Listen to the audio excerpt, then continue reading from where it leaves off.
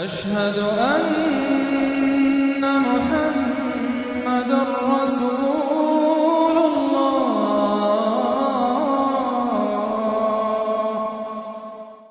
اعوذ باللہ من الشیطان الرجیم، بسم اللہ الرحمن الرحیم۔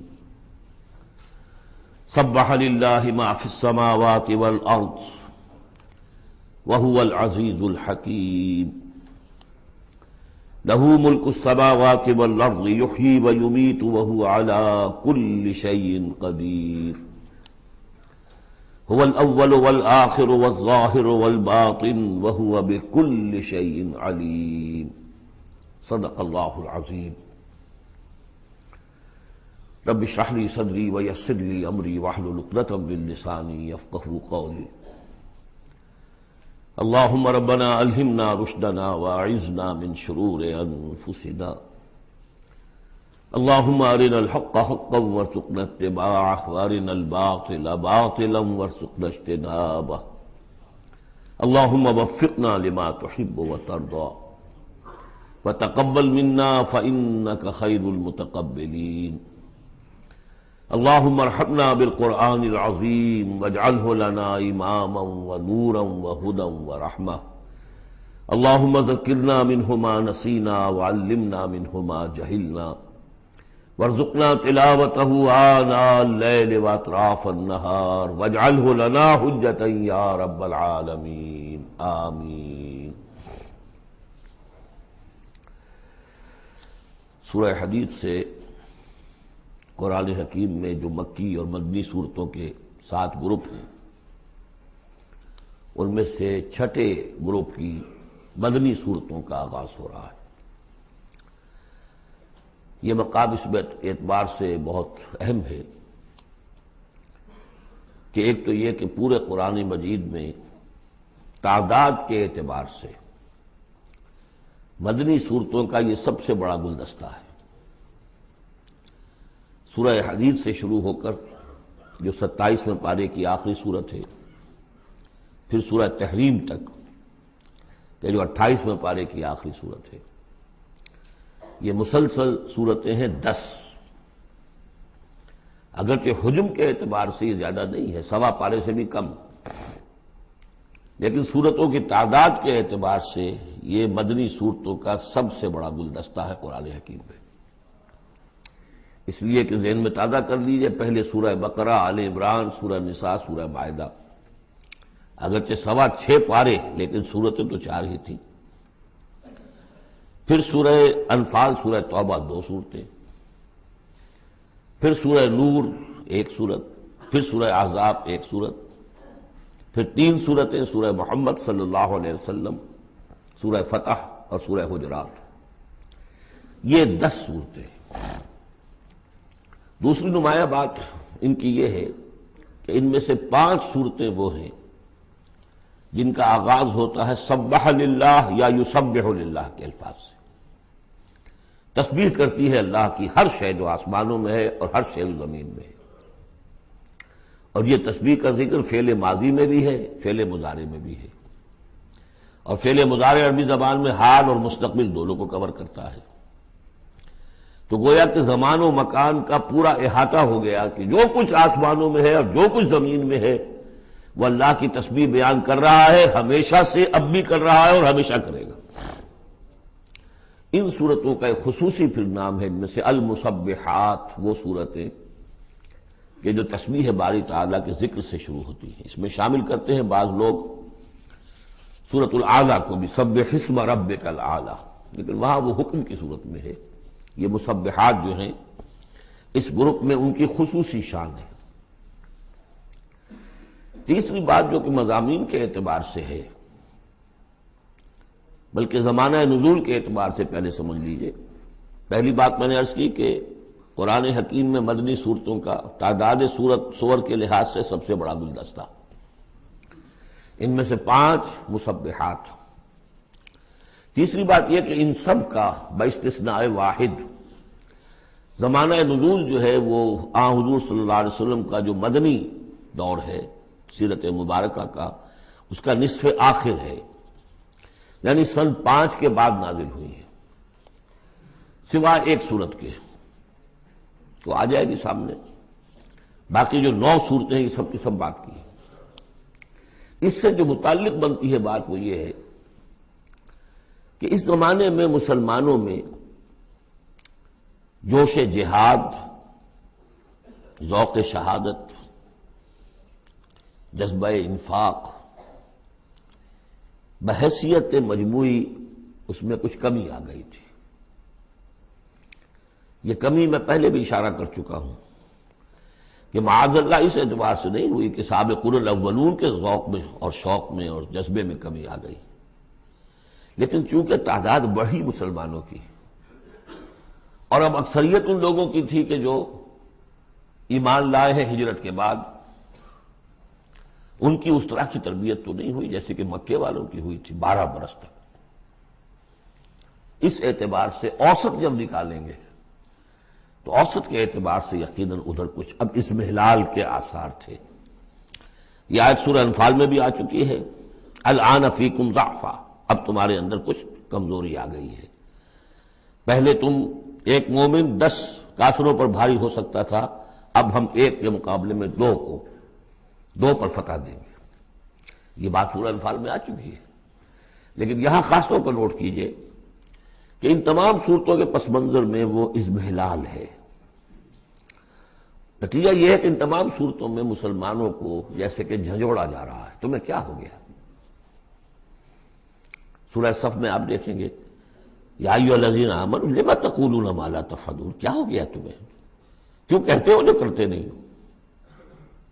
اسی سورہ حدید میں آئے گا وما لکم لا تؤمنون باللہ، تمہیں کیا ہو گیا؟ اللہ پر ایمان پختہ کیوں نہیں رکھتے؟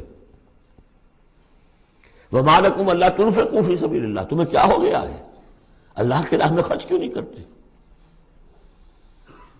اسی طرح سورہ جمعہ میں وَإِذَا رَأَوْا تِجَارَةً أَوْ لَهْوًا انفضوا إِلَيْهَا وَتَرَكُوكَ قَائِمًا، تو گرفت کا پہلو ہے، پکڑ کا، اور جھنجوڑا جا رہا ہے۔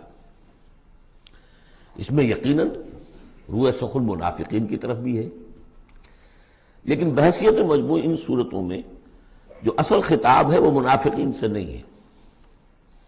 منافقین کے موضوع پر ایک مکمل صورت بھی ہے، اور سورہ حدید میں بھی اس مرض کا جو ہے اس کی پیتھولوجی پورے طور سے بیان کی گئی، یہ مرض پیدا کیسے ہوتا ہے۔ لیکن یہ ہے کہ عام طور پر جو روح سخن ہے وہ ضعفاء کی طرف ہے، کمزور مسلمان، منافق نہیں، یعنی جن کا ایمان اتنا قوی نہیں ہے کہ ہر چہ بعد آباد۔ اور یہ میں آپ سے عرض کر چکا ہوں، یہ فرق تو شروع سے بھی تھا۔ السابقون الاولون من المہاجرین والانصار والذین اتبعوہم باحسان رضی اللہ عنہم ورضوا عنہ، اس درجے کے لوگوں میں بھی سب کے سب ایک جیسے تو نہیں تھے، وہ درجات تو بلند ترین ہے، رضی اللہ عنہم ورضوا عنہ، تو فرق تو تھا۔ اور اگر حفظ مراتب نہ کنی زندگی، تو ان درجات کا جب تک کہ آپ لحاظ نہ رکھیں اور نہ سمجھیں تو بات سمجھ میں نہیں آئے گی۔ اس پہلو سے یہاں اصل خطاب جو منافقین سے نہیں ہے، یعنی یہ سورہ نساء اور سورہ توبہ اس کا جو رنگ ہے اس میں اصل خطاب منافقین سے ہے، یہاں وہ بات نہیں ہے، ضعفاء، کمزور۔ اس اعتبار سے آج کے مسلمانوں کے لیے اہم ترین حصہ قرآن حکیم کا یہ 10 صورتیں ہیں۔ آج کا ایک مسلمان ان 10 صورتوں کو سمجھ لے جو گویا پورے قرآن کا خلاصہ اس کو مل جائے گا۔ ایک تو اس اعتبار سے بھی کہ جیسے میں نے عرض کیا نفاق کا مضمون آیا سورہ نساء میں، سورہ مائدہ میں، سورہ توبہ میں، اور بھی صورتوں میں آیا، سورہ قتال سے شروع ہو گیا۔ لیکن یہ کہ ایک چھوٹی سی صورت ہے 11 آیتوں کی اس مجموعے میں، سورۃ المنافقون، وہ خلاصہ ہے اس پوری بحث کا۔ ایمان کی بحث تو مکی صورتوں میں 2/3 قرآن مکی صورتوں پہ مشتمل ہے۔ اب اس میں التذکیر میں آلاء اللہ جو ہے وہ نکال دیجئے تو ساری بحث ایمان ہی کی تو ہے، توحید کی، آخرت کی، معاد کی، بعث بعد الموت کی، رسالت کی۔ اتنی لمبی چوڑی بحث کو سورہ تغابن 18 آیات پر مشتمل ایک صورت ہے۔ واقعہ یہ ہے کہ خلاصہ نکال دیا گیا، اتر کشید کر کے رکھ دیا گیا۔ تو ایک تو اس اعتبار سے بھی کہ اگر ان صورتوں کو سمجھ لیا جائے تو پورے قرآن کا خلاصہ سمجھ لیجئے کہ ان میں موجود ہے، سوا پارہ ہے، سوا پارے سے بھی کم ہے۔ اور دوسرے اس اعتبار سے کہ آج جو ہم مسلمان ہیں تو ہم تو در حقیقت نسلی مسلمان ہیں کہ ہم چونکہ بائی ایکسیڈنٹ آف برتھ، ایک حادثہ ہے یہ، ہمارے لیے اس میں کوئی فیصلہ تو نہیں تھا کہ ہم مسلمان ماں باپ کے گھر پیدا ہوں گے، اس بات نن آف اوور چوائس، اللہ نے ہمیں پیدا کر دیا مسلمان ماں باپ کے گھر، تو ہم نے اللہ، رسول، آخرت، نماز، روزہ یہ بچپن ہی سے سیکھ لیا۔ لیکن وہ ایمان، قلبی یقین والا ایمان، وہ تو شاذ ہی کسی کو نصیب ہوتا ہے۔ ڈھونڈ اب اس کو چراغ رخ زیبا لے کر، لہذا ہماری عظیم اکثریت اس وقت منافق بھی نہیں ہے، ہم دھوکہ دینے کے لیے تو نہیں ایمان لائے ہم، الحمدللہ منافق اس معنی میں نہیں ہے۔ تو ہماری عظیم اکثریت جو ہے وہ اس کیٹیگری میں فال کرتی ہے جو سورہ حجرات میں ہم پڑھ آئے ہیں، قالت الاعراب آمنا قل لم تؤمنوا ولكن قولوا اسلمنا ولما يدخل الايمان في قلوبكم، اور وہاں میں بتا چکا وہ منافقین کا تذکرہ نہیں ہے، اس لیے کہ آگے فرما دیا وَإِن تُطِيعُوا اللَّهَ وَرَسُولَهُ لَا يَلِتْكُم مِّنْ أَعْمَالِكُمْ شَيْئًا، حالانکہ بہت بڑے علماء بھی اس مغالطے میں مبتلا ہو گئے، منافقین کا تذکرہ وہ نہیں ہے، وہ مسلمان کے جو مسلمان ہیں بس ہیں مسلمان، چاہے اس وجہ سے ہے کہ پورا قبیلہ اسلام لا رہا تھا تو چلو بھائی اب چلو ہم بھی ایمان لے آئے، اور چاہے اس وجہ سے کہ ہم مسلمان ماں باپ کے گھر پیدا ہو گئے، کوئی ڈفرنس نہیں ہے، لیکن نیت میں بھی کوئی دھوکہ دینا نہیں ہے۔ اس وقت بھی کچھ لوگ تھے جو دھوکہ دینے کے لیے ایمان لائے تھے، وہ منافق تھے، لیکن وہ لوگ کہ جن کے دل میں نہ تو مثبت طور پر خلوص والا ایمان تھا اور نہ ہی کوئی منفی طور پر کوئی نفاق تھا، وہ تھے بین بین، ہماری اکثریت انہیں پر مشتمل ہے۔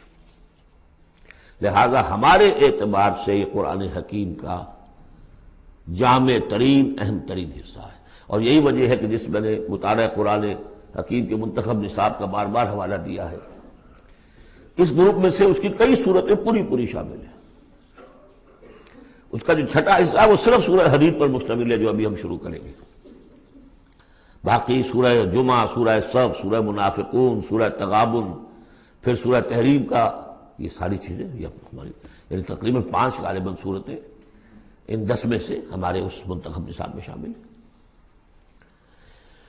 ان مسبحات میں سے بھی سورہ حدید جو ہے اس کو کہیے کہ ام المسبحات، اہم ترین صورت، بلند ترین صورت، اور میں تحدیثاً للنعمہ عرض کر رہا ہوں کہ بارہا میں نے یہ کہا ہے کہ اللہ کا بہت بڑا فضل و کرم مجھ پر ہوا ہے کہ میں یہ بھی کہہ سکتا ہوں کہ اللہ نے یہ صورت مجھے عطا فرمائی ہے۔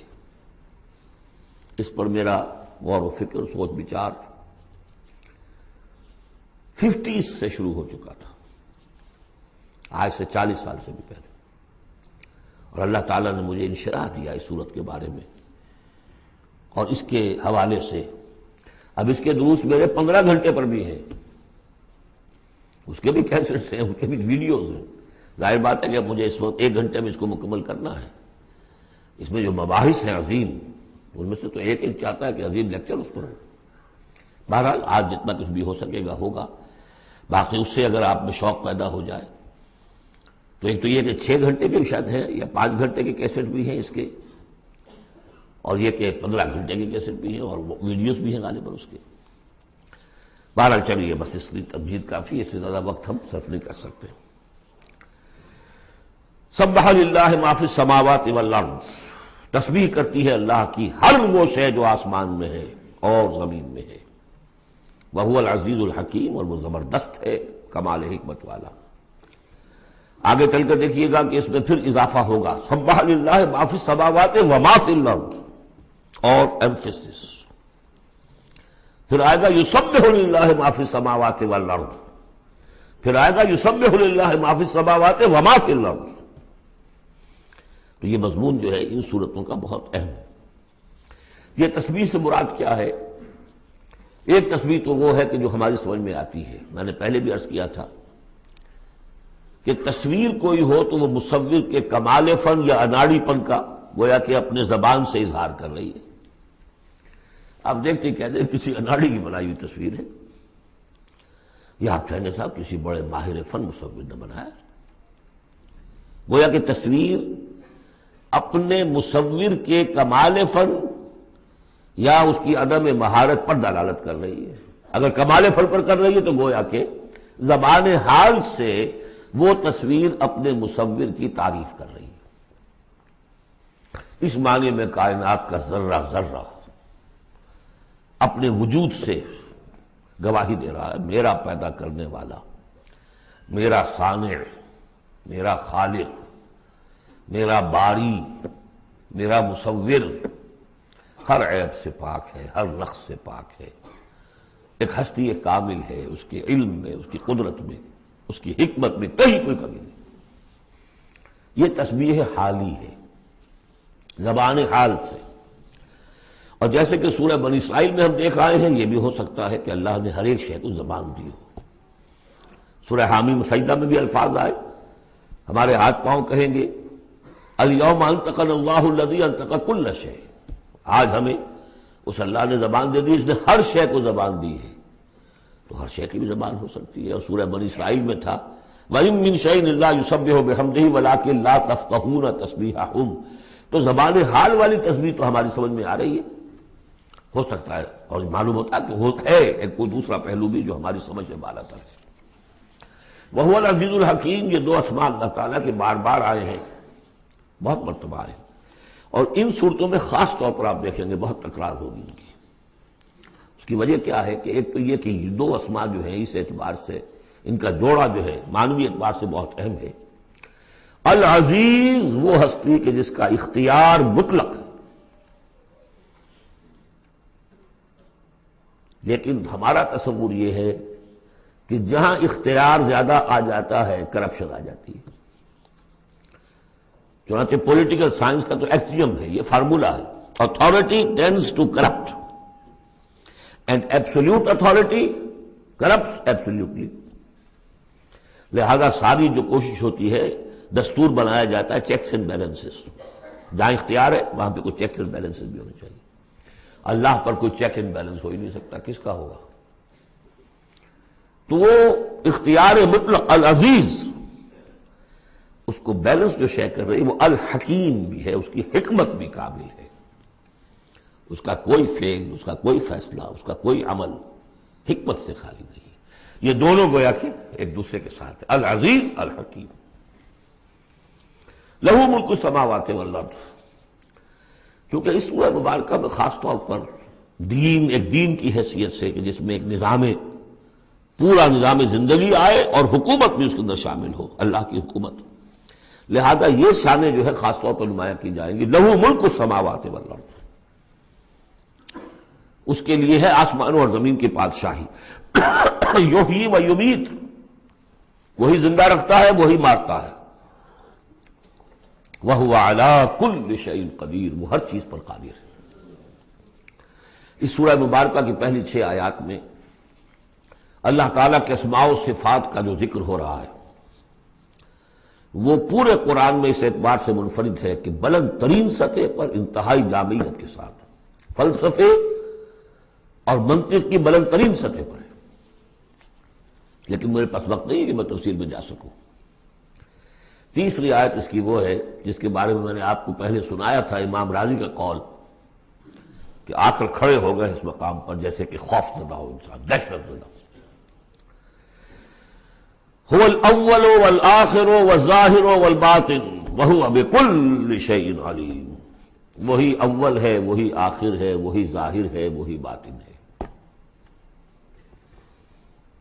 کیا سمجھے اس کو؟ وہی وہ ہے، پھر یہ کیا ہے؟ غالب کا بڑا پیارا شعر ہے، جبکہ تجھ میں نہیں کوئی موجود، پھر یہ ہنگامہ ہے خدا کیا ہے؟ وہی اول، وہی آخر، وہی ظاہر، وہی باطن.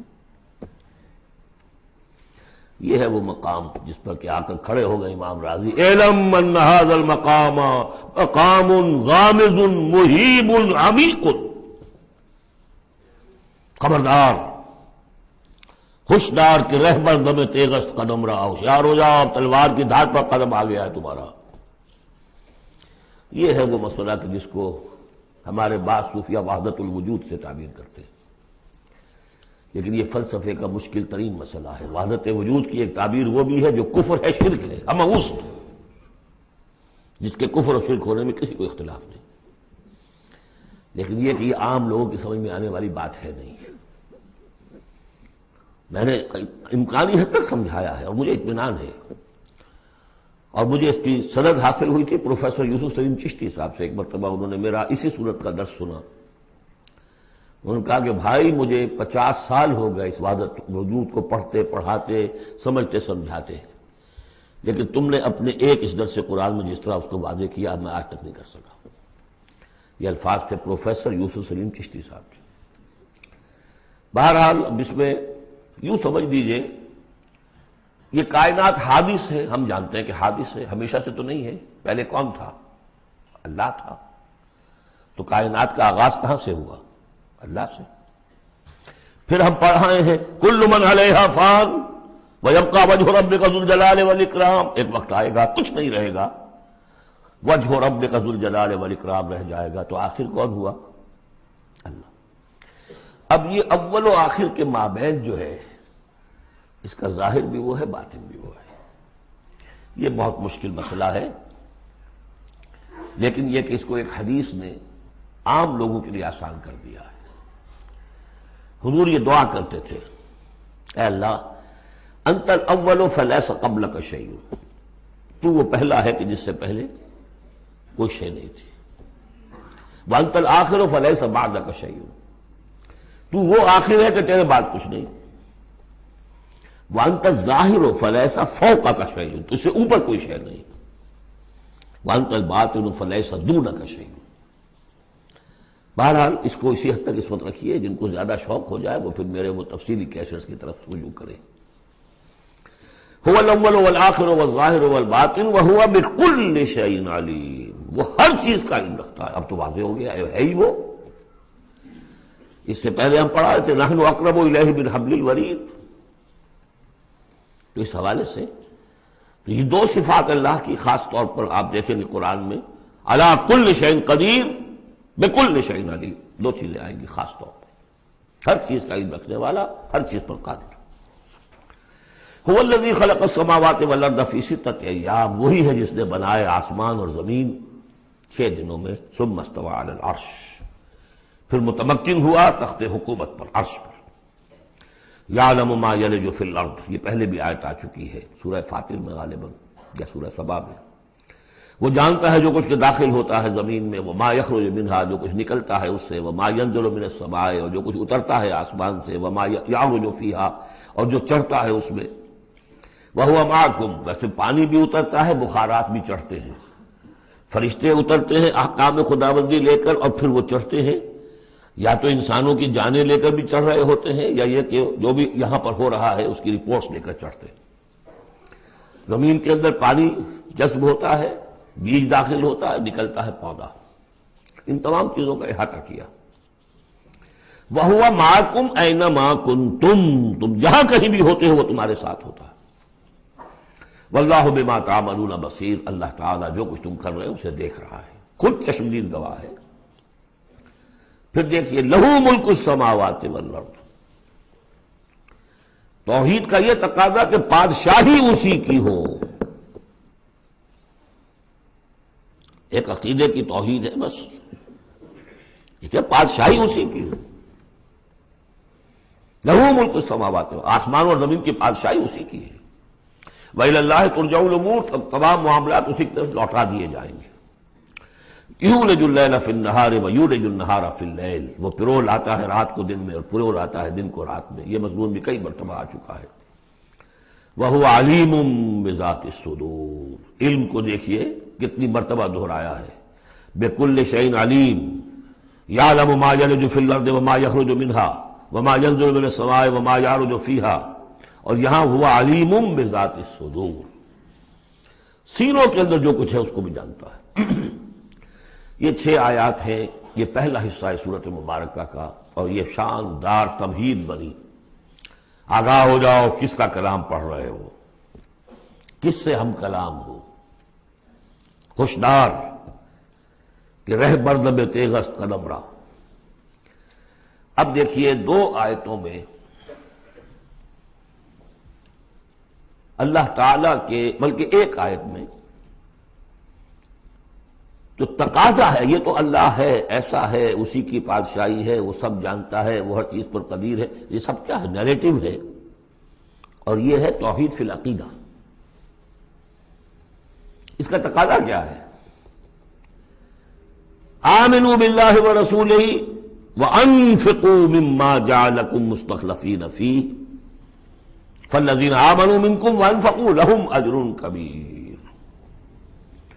دو لفظوں میں تقاضا آیا، ایمان لاؤ اللہ پر اور اس کے رسول پر، اور خرچ کر دو ان سب میں سے جس میں اس نے تمہیں خلافت عطا کی ہے۔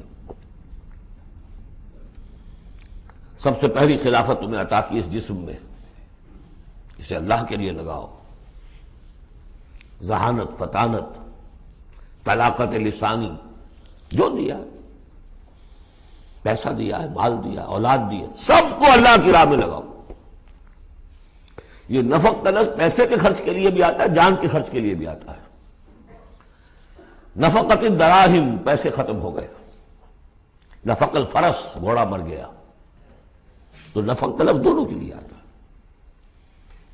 تو انفقوا مما جعلکم مستخلفین فی، جس چیز میں تمہیں استخلاف عطا کیا ہے لگاؤ، خرچ کرو، صرف کر دو۔ یہ دو تقاضے ہیں۔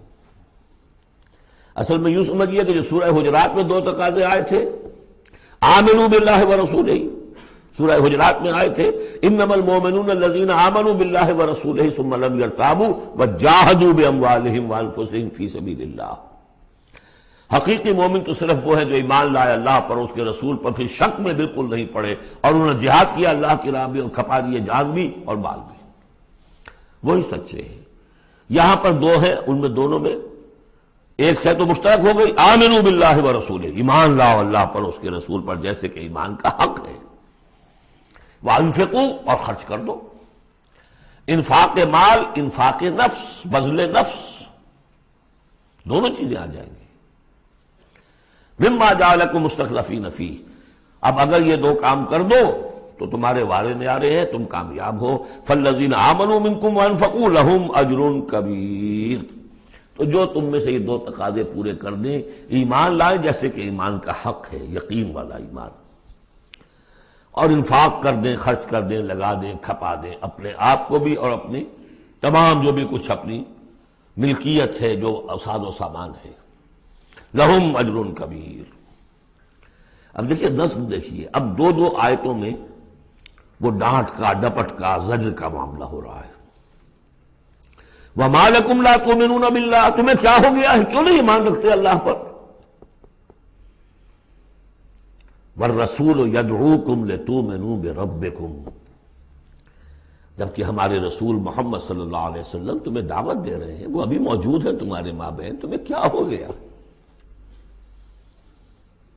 وہ تمہیں دعوت دے رہے ہیں کہ تم ایمان رکھو اپنے رب پر۔ وَقَدْ أَخَذَ مِيثَاقَكُمْ، اور دیکھو تم سے عہد لے چکا ہے تمہارا رب۔ اگر تم ایمان کا دعویٰ کرتے ہو تو عہد در عہد، ایک عہد تو تم لے کر آئے تھے، کر کے آئے تھے، أَلَسْتُ بِرَبِّكُمْ قَالُوا بَلَىٰ، پھر ایک عہد تم نے کیا سَمِعْنَا وَأَطَعْنَا، پھر تم نے عہد کیا ان اللہ اشترى من المؤمنین انفسهم واموالهم بان لهم الجنہ، بیع و شرح ہو چکی ہے۔ وقد اخذ میثاقکم، وہ تم سے عہد لے چکا ہے، ان کنتم مؤمنین، اگر تم حقیقتاً مومن ہو، دعویٰ تو کر رہے ہو ایمان کا۔ ساتھ ہی اب راستہ بتا دیا، اگر تم اپنی گریبان میں جھانکو اور محسوس کرو کہ وہ یقین والا ایمان تو نہیں ہے، اندر تو کچھ خلاصہ ہے، اللہ کرے کہ ہمیں اس کا احساس ہو جائے، اپنی گریبانوں میں جھانکیں۔ اسلام تو ہے، اللہ کا شکر ہے، جو یہاں آئے ہوئے ہیں، دور دور سے آئے ہوئے ہیں، تو اسلام تو ہے، روزہ نماز تو ہے، لیکن اپنے اندر جھانکے وہ ایمان، یقین والا ایمان۔ اگر احساس ہو جائے کہ نہیں ہے تو معلوم ہونا چاہیے کہاں سے ملے گا یہ۔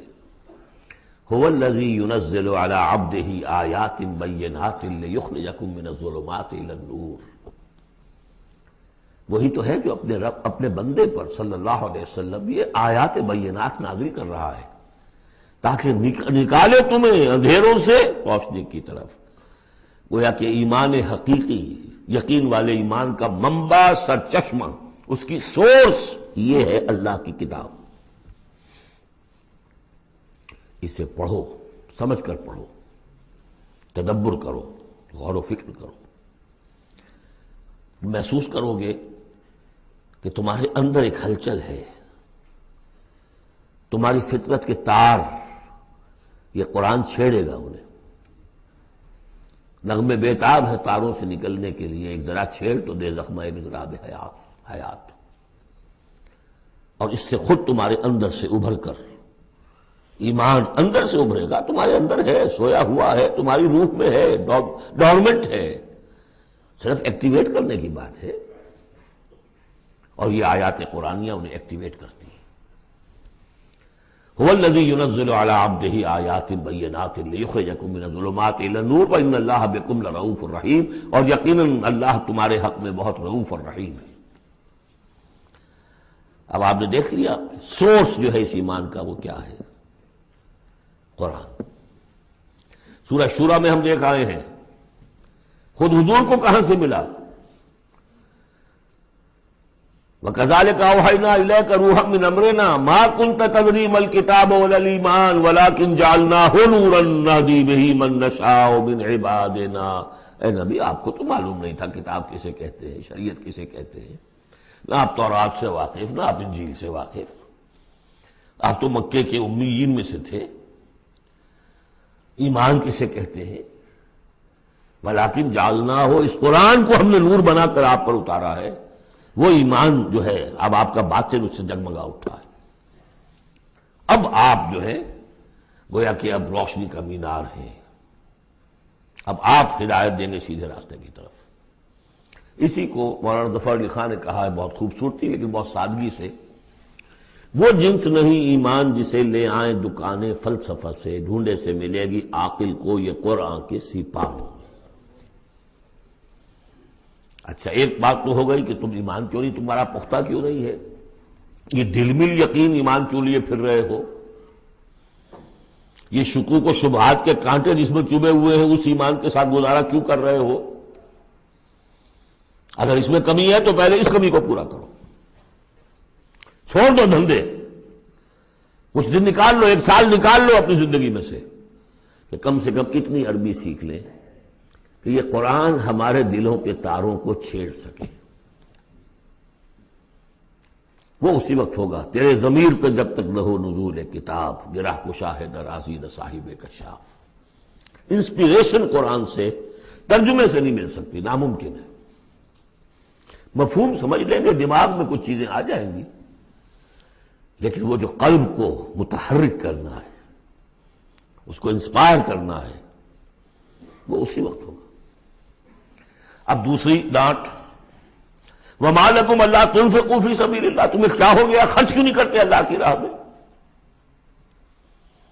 وَلِلَّهِ مِيرَاثُ السَّمَاوَاتِ وَالْأَرْضِ، آسمان اور زمین کی ساری وراثت تو بالآخر اللہ ہی کے لیے رہ جائے گی، تمہارے پاس رہ جائیں گے یہ محل، یہ کوٹھیاں، یہ فیکٹریاں، تم آج ہو کل نہیں ہوگے، جو اگلے ہوں گے وہ بھی پھر نہیں ہوں گے، کائنات تو اسی کی ہے، وارث وہی ہے، الوارث وہی تو ہے، اور تم سینت سینت کے رکھ رہے ہو۔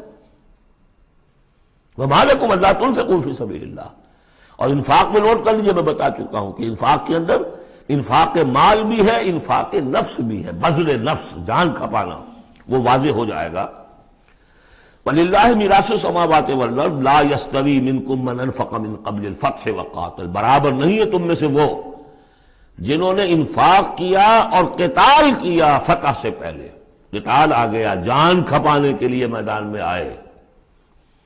انفاق جو کہا تھا آیت نمبر 7 میں، وہ صرف مال کا نہیں، جان کا بھی ہے، اور انفاق کے جان جو ہے اس کا سب سے بڑا موقع کیا ہے؟ جنگ، جہاں آپ نقد جان ہتھیلی پر رکھ کر حاضر ہوتے۔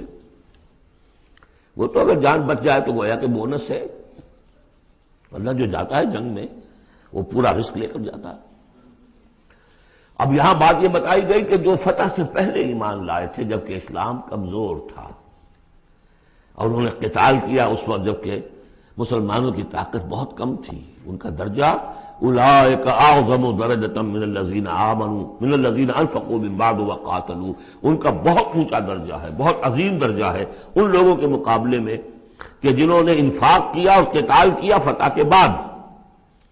وَكُلًّا وَعَدَ اللَّهُ الْحُسْنَىٰ، اب فتح کے بعد سے صاف ظاہر ہو رہا ہے کہ یہ صورت کم سے کم سن 6 کے بعد نازل ہوئی ہے، اس لیے کہ فتح تو پہلی جو ہے وہ سن 6 میں صلح حدیبیہ کی شکل میں حاصل ہوئی ہے، اِنَّا فَتَحْنَا لَكَ فَتْحًا مُبِينًا، اور پھر جو ظاہری فتح تھی وہ تو فتح مکہ ہے، وہ سن 8 میں ہے۔ یہاں فرمایا جا رہا ہے جن لوگوں نے قتال کیا انفاق کیا فتح سے پہلے ان کا درجہ بہت بلند ہے ان سے جنہوں نے انفاق کیا اور قتال کیا بعد میں، اگرچہ کل وعد اللہ الحسنیٰ، سب سے اللہ کا وعدہ ہے بہت اچھا، واللہ بما تعملون خبیر، اور جو کچھ تم کر رہے ہو اللہ اس سے باخبر ہے۔ اب آئی پکار، اس کو اب کھلے دل سے بیدار دل سے سنیے۔ میرا خالق آپ کا خالق، میرا مالک آپ کا مالک، اس کائنات کا مالک، من ذا الذی یقرض اللہ قرضا حسنا، کون ہے وہ جو اللہ کو قرض حسنا دے؟ ہے ہمت دینے کی؟ من ذا الذی یقرض اللہ قرضا حسنا فیضاعفہ لہ، اللہ اس کے لیے اسے دگنا بھی کرتا رہے گا، وَلَهُ أَجْرٌ عَظِيمٌ، اور ان کے لیے بہت بڑا اجر بھی ہوگا۔ لگاؤ اپنی مال اللہ کے راہ میں، لگاؤ اور کھپاؤ، اپنی جانیں اللہ کی راہ میں لگاؤ اور کھپاؤ، اور جان لیجئے کہ جان کا کھپنا اور مال کا کھپنا ایک یہ کہ شہادت یا موت سے پہلے تو برابر چیز ہے۔ آپ اپنی جان کی قوت، صلاحیت، ذہانت، فطانت یہ خرچ کرتے ہیں تو مال کماتے ہیں نا، اور مال آپ کے پاس ہو تو آپ جس کو چاہیں امپلائے کر لیں، ذہانت، صلاحیت، فطانت سب آپ خرید سکتے ہیں پیسے سے۔ تو اگر کسی نے وقت لگایا ہے تو مال لگایا ہے، ٹائم از منی، اپنی جان کما رہا ہے تو وہ مال لگا رہا ہے، اس لیے کہ اسی جان کو کما کر وہ مال کما سکتا تھا۔ اس لیے انفاق جان، انفاق ہے مال، یہ ایک شے۔ یوم تری المؤمنین، اب جو نقشہ کھینچا جا رہا ہے یہ ہے وہ نقشہ جس کو ہمارے ہاں کہا جاتا ہے پل صراط۔ کوئی ایسا مرحلہ آنا ہے جہاں کفار کا تو معاملہ علیحدہ ہو چکا، کوئی بڑی چھلنی لگی تھی، کفار تو نکل چکے، اب جو دنیا میں مسلمان سمجھے جاتے تھے وہ آگے آئے ہیں۔ آپ کو معلوم ہے جہاں کرشرز لگے ہوتے ہیں، پتھروں کو توڑ کے بجری بناتے ہیں تو اس میں مختلف سوراخوں کی وہ چھلنیاں لگی ہوتی ہیں، پہلے 1 انچ سے زیادہ کا پتھر جو ہے وہ علیحدہ ہو جائے گا، پھر ½ انچ والا علیحدہ ہو جائے گا، پھر 1/4 انچ والا علیحدہ ہو جائے گا، وغیرہ وغیرہ۔ تو وہاں پر بھی کوئی مستقل کوئی چھلنیاں، ایک چھلنی لگ چکی، کافر تو گئے، اب رہ گئے مسلمان۔ ان میں ذرا چھانٹی کرنی ہے کہ ان میں صاحب ایمان کون ہے اور منافق کون ہے۔ اس کے لیے پل صراط کوئی جگہ ہے جہاں سے گزرنا ہوگا، گھپ اندھیرا ہوگا اور اس کے نیچے ہوگی جہنم، گھپ اندھیرا، اور جن کے پاس ایمان تھا دنیا میں انہیں روشنی مل جائے گی، یہاں ان کے قلب سے روشنی نکل رہی ہوگی۔ اعمال صالحہ کیے تھے داہنے ہاتھ سے تو یہاں پہ ان کا نور ہوگا، وہ اپنی اس روشنی میں راستہ پار کر کے جنت میں پہنچ جائے گی۔ اور جن کے پاس یہ روشنی نہیں تھی، چاہے وہ مسلمانوں میں شریک تھے، چاہے مسلمانوں کے قائد ہوں، بہت بڑے قائد ہوں، لیکن اگر وہ نور ایمان سے محروم تھے اور اعمال صالحہ کی کوئی پونجی نہیں تھی، انہیں روشنی نہیں ملے گی، وہ ٹھوکریں کھاتے ہوئے گریں گے اور جہنم میں جائیں گے۔ یہ ہے نقشہ۔ یہ نقشہ یہاں پر تفصیل سے کھینچا گیا ہے، پھر دوبارہ آخری جو سورت ہے سورۃ تحریم، اس میں پھر اس کا تذکرہ آئے گا۔ یوم تری المؤمنین والمؤمنات یسعی نورہم بین ایدیہم وبایمانہم، جس دن کہ تم دیکھو گے مومن مردوں اور مومن عورتوں کو کہ ان کا نور دوڑتا ہوا ہوگا ان کے سامنے اور داہنی طرف، سامنے نور ایمان اور داہنی طرف نور اعمال صالحہ۔ بشراکم الیوم جنات تجری من تحتها الانہار خالدین فیہا، ان سے کہا جائے گا آج تمہارے لیے بشارت ہے ان جنتوں کی جن کے نیچے نہریں بہہ رہی ہیں اور تم رہو گے اس میں ہمیشہ ہمیشہ، ذالک هو الفوز العظیم، یقیناً یہی بہت بڑی کامیابی ہے۔ یوم یقول المنافقون والمنافقات، جس دن کے کہیں گے منافق مرد اور منافق عورتیں، للذین آمنوا، ان اہل ایمان سے، انظرونا، ذرا ٹھہرو، ہمارا انتظار کرو، نقتبس من نورکم، تمہاری روشنی سے ہم بھی فائدہ اٹھا لیں۔ ہمارے پاس تو کوئی نور ہے نہیں، دیکھیے انتہائی دھوپ اندھیرا ہو، کہیں جنگل میں سے گزرنا ہو اور پگڈنڈی ہو، اس پر آپ چل رہے ہو، جس کے پاس ٹارچ ہے وہ تو گویا کہ بادشاہ ہے اس وقت، اور وہ تیز تیز قدم اٹھا رہا ہے، پیچھے والا کہتا ہے کہ بھائی ٹھہرو بھیا، تمہارے پاس تو ٹارچ ہے، ہمیں بھی ساتھ لے کے چلو، وہی نقشہ ہے۔ انظرونا، ہمیں مہلت دو، انتظار کرو ہمارا، ذرا ٹھہرو، کہاں بڑھے چلے جا رہے ہو؟ اقتبس من نورکم، یہی وہ لفظ ہے اقتباس، قبس کہتے ہیں چنگاری کو، کسی چولہے میں سے چنگاری لا کر اپنے چولہے میں آگ جلا دینا، ہم تمہارے اس نور سے فائدہ اٹھا لیں۔ قیل ارجعوا وراءکم فالتمسوا نورا، کہا جائے گا لوٹ جاؤ پیچھے کی طرف اور تلاش کرو نور۔ یہ نور یہاں نہیں ملا، دنیا سے کما کر لایا گیا ہے۔ یہاں قیلا کہا گیا، قالو نہیں کہا گیا۔ اہل ایمان کی شرافت اور مروت سے یہ بعید ہے کہ وہ یہ جواب دے، کوئی کہنے والا ہوگا اللہ کا فرشتہ، قیلا کہا جائے گا، قیل ارجعوا وراءکم، لوٹ جاؤ پیچھے کی طرف، فالتمسوا نورا، اگر ہو سکتا ہے جاؤ دوبارہ دنیا کے اندر، وہاں جا کر ایمان اور عمل صالح کی کمائی کر کے لاؤ تو یہ نور ہوگا۔ فضرب بینہم بسور لہ باب، اور اتنے عرصے میں ان کے درمیان ایک فصیل حائل کر دی جائے گی جس میں ایک دروازہ ہوگا، باطنہ فیہ الرحمہ، اس فصیل کے اندر کی طرف رحمت ہوگی، وظاہرہ من قبلہ العذاب، اور اس کے باہر کی طرف عذاب الہی کا نزول شروع ہو جائے گا۔ یہ چھلنی ہے جو اہل ایمان اور منافقین کے درمیان لگائی جائے گی۔ اب اس اعتبار سے اگلی دو آیتیں جو ہیں قرآن مجید کا اہم ترین مقام ہے کہ یہ پیتھولوجی کیسے ڈیولپ ہوتی ہے، نفاق کیسے آتا ہے۔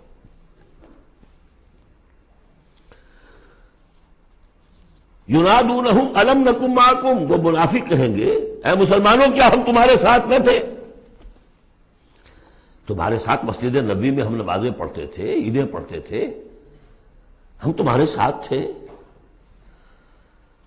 الم نکن معکم، کیا ہم تمہارے ساتھ نہ تھے؟ قالوا بلا، اب وہ کہیں گے ہاں تھے تو ہمارے ساتھ کیوں نہیں تھے؟ ولکنکم فتنتم انفسکم، تم نے اپنے آپ کو فتنے میں ڈالا۔ فتنہ کیا ہے؟ انما اموالکم واولادکم فتنہ، مال اور اولاد سے ضرورت سے زیادہ محبت، اگر اللہ اور اس کے رسول اور اس کی راہ میں جہاد سے زیادہ محبت ہے اہل و عیال سے اور مال سے، تم نے اپنے آپ کو اپنے ہاتھوں فتنے میں ڈال دیا۔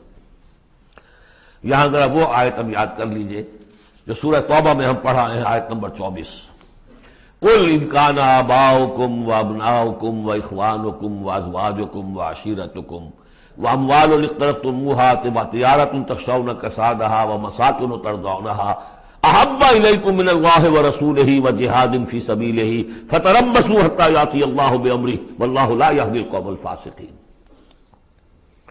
اے نبی ان سے کہہ دیجئے کہ اگر تمہیں اپنے باپ اور بیٹے اور بھائی اور بیویاں اور رشتہ دار اور وہ مال جو بڑی محنت سے جمع کیے ہیں، وہ تجارت جس کے کساد کا تمہیں اندیشہ رہتا ہے، اور وہ حویلیاں اور محل جو تمہیں بڑے محبوب ہیں، اگر ان 8 چیزوں کی محبت زیادہ ہے تمہارے دل میں اللہ اور اس کے رسول اور اس کی راہ میں جہاد کی محبت سے، تو جاؤ دفع ہو جاؤ، انتظار کرو یہاں تک کہ اللہ اپنا فیصلہ سنا دے۔ یہ ترازو کس نے ٹلٹ کی ادھر؟ یہ 8 والا پلڑا کیوں ہوا نیچے؟ کیوں نہیں یہ 3 والا نیچے گیا؟ یہ تمہارا فیصلہ ہے، اٹ واز یور چوائس، لہذا فتنتم انفسکم، تم نے خود اپنے آپ کو فتنے میں ڈالا، اور یہ فتنے میں جب ڈالا وتربصتم، نتیجہ تربص نکلا، وہی جو آیت ختم ہوئی آیت نمبر 24 سورہ توبہ کی، فتربصوا، گو مگو میں آدمی مبتلا ہو جاتا ہے، چلوں نہ چلوں، بڑھوں نہ بڑھوں، قدم بڑھاتا ہوں تو یہ خطرات آتے ہیں، یہ مصیبتیں آتی ہیں۔ رک جاتا ہوں تو باز پرس ہوتی ہے، پوچھا جائے گا، اچھا چلو جھوٹ بول کے جان بچا لوں گا، اس سے آگے بڑھنا شروع ہوتا ہے بس۔ وَلَٰكِنَّكُمْ فَتَنْتُمْ أَنفُسَكُمْ وَتَرَبَّصْتُمْ وَارْتَبْتُمْ، اور پھر ایک مرحلہ آتا ہے کہ وہ ایمان کی تھوڑی بہت پونجی جو تھی اس میں ریب اور شکوک و شبہات کے کانٹے چڑھنے شروع ہو جاتے ہیں۔ کیا پتہ ہوگی بھی کہ نہیں آخرت؟ یہ دنیا نقد ہے، اس کی لذت نقد، اس کی کلفت نقد، اس کا عیش نقد، اس کی تکلیف نقد۔ پتہ نہیں دنیا ہوگی بھی کہ نہیں، آخرت ہوگی کہ نہیں ہوگی، پھر شکوک و شبہات آئیں گے۔ آخری بات وغرتکم الامانی، پھر تمہیں دھوکہ دیا مزید تمہاری خواہشات نے۔ اللہ بڑا بخشنے والا ہے، اللہ پالنہار ہے، اللہ بخشنہار ہے، ہم کچھ بھی کریں آخر تیرے محبوب کی امت میں ہے، we are the chosen people of the Lord. غرتکم الامانی، کبھی خیال ہوتا بھی ہے تو یہ تھپکیاں دے دے کر یہ امانی جو ہے یہ سلا دیتی ہے۔ وغرکم باللہ الغرور حتی جاء امر اللہ، یہاں تک کہ اللہ کا فیصلہ آ گیا۔ وغرکم باللہ الغرور، اور تمہیں خوب دھوکہ دیا اللہ کے نام پر اس دھوکے باز نے، شیطان لعین نے۔ یہ سورہ لقمان میں آ چکا ہے۔ فلا یغرنکم الحیات الدنیا ولا یغرنکم باللہ الغرور۔ یہ ہے سٹیجز۔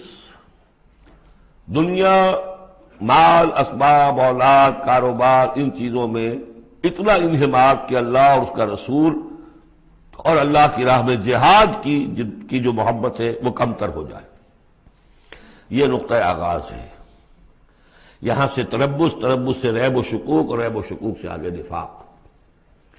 فَالْيَوْمَ لَا يُؤْخَذُ مِنْكُمْ فِدْيَةٌ وَلَا مِنَ الَّذِينَ كَفَرُوا، تو آج نہ تم سے کوئی فدیہ قبول کیا جائے گا اور نہ کافروں سے۔ اشارہ کر دیا گیا دنیا میں تم مسلمانوں کے ساتھ تھے، یہاں تمہارا حشر اور کافروں کے ساتھ ہے۔ یہی نفاق کی حقیقت ہے۔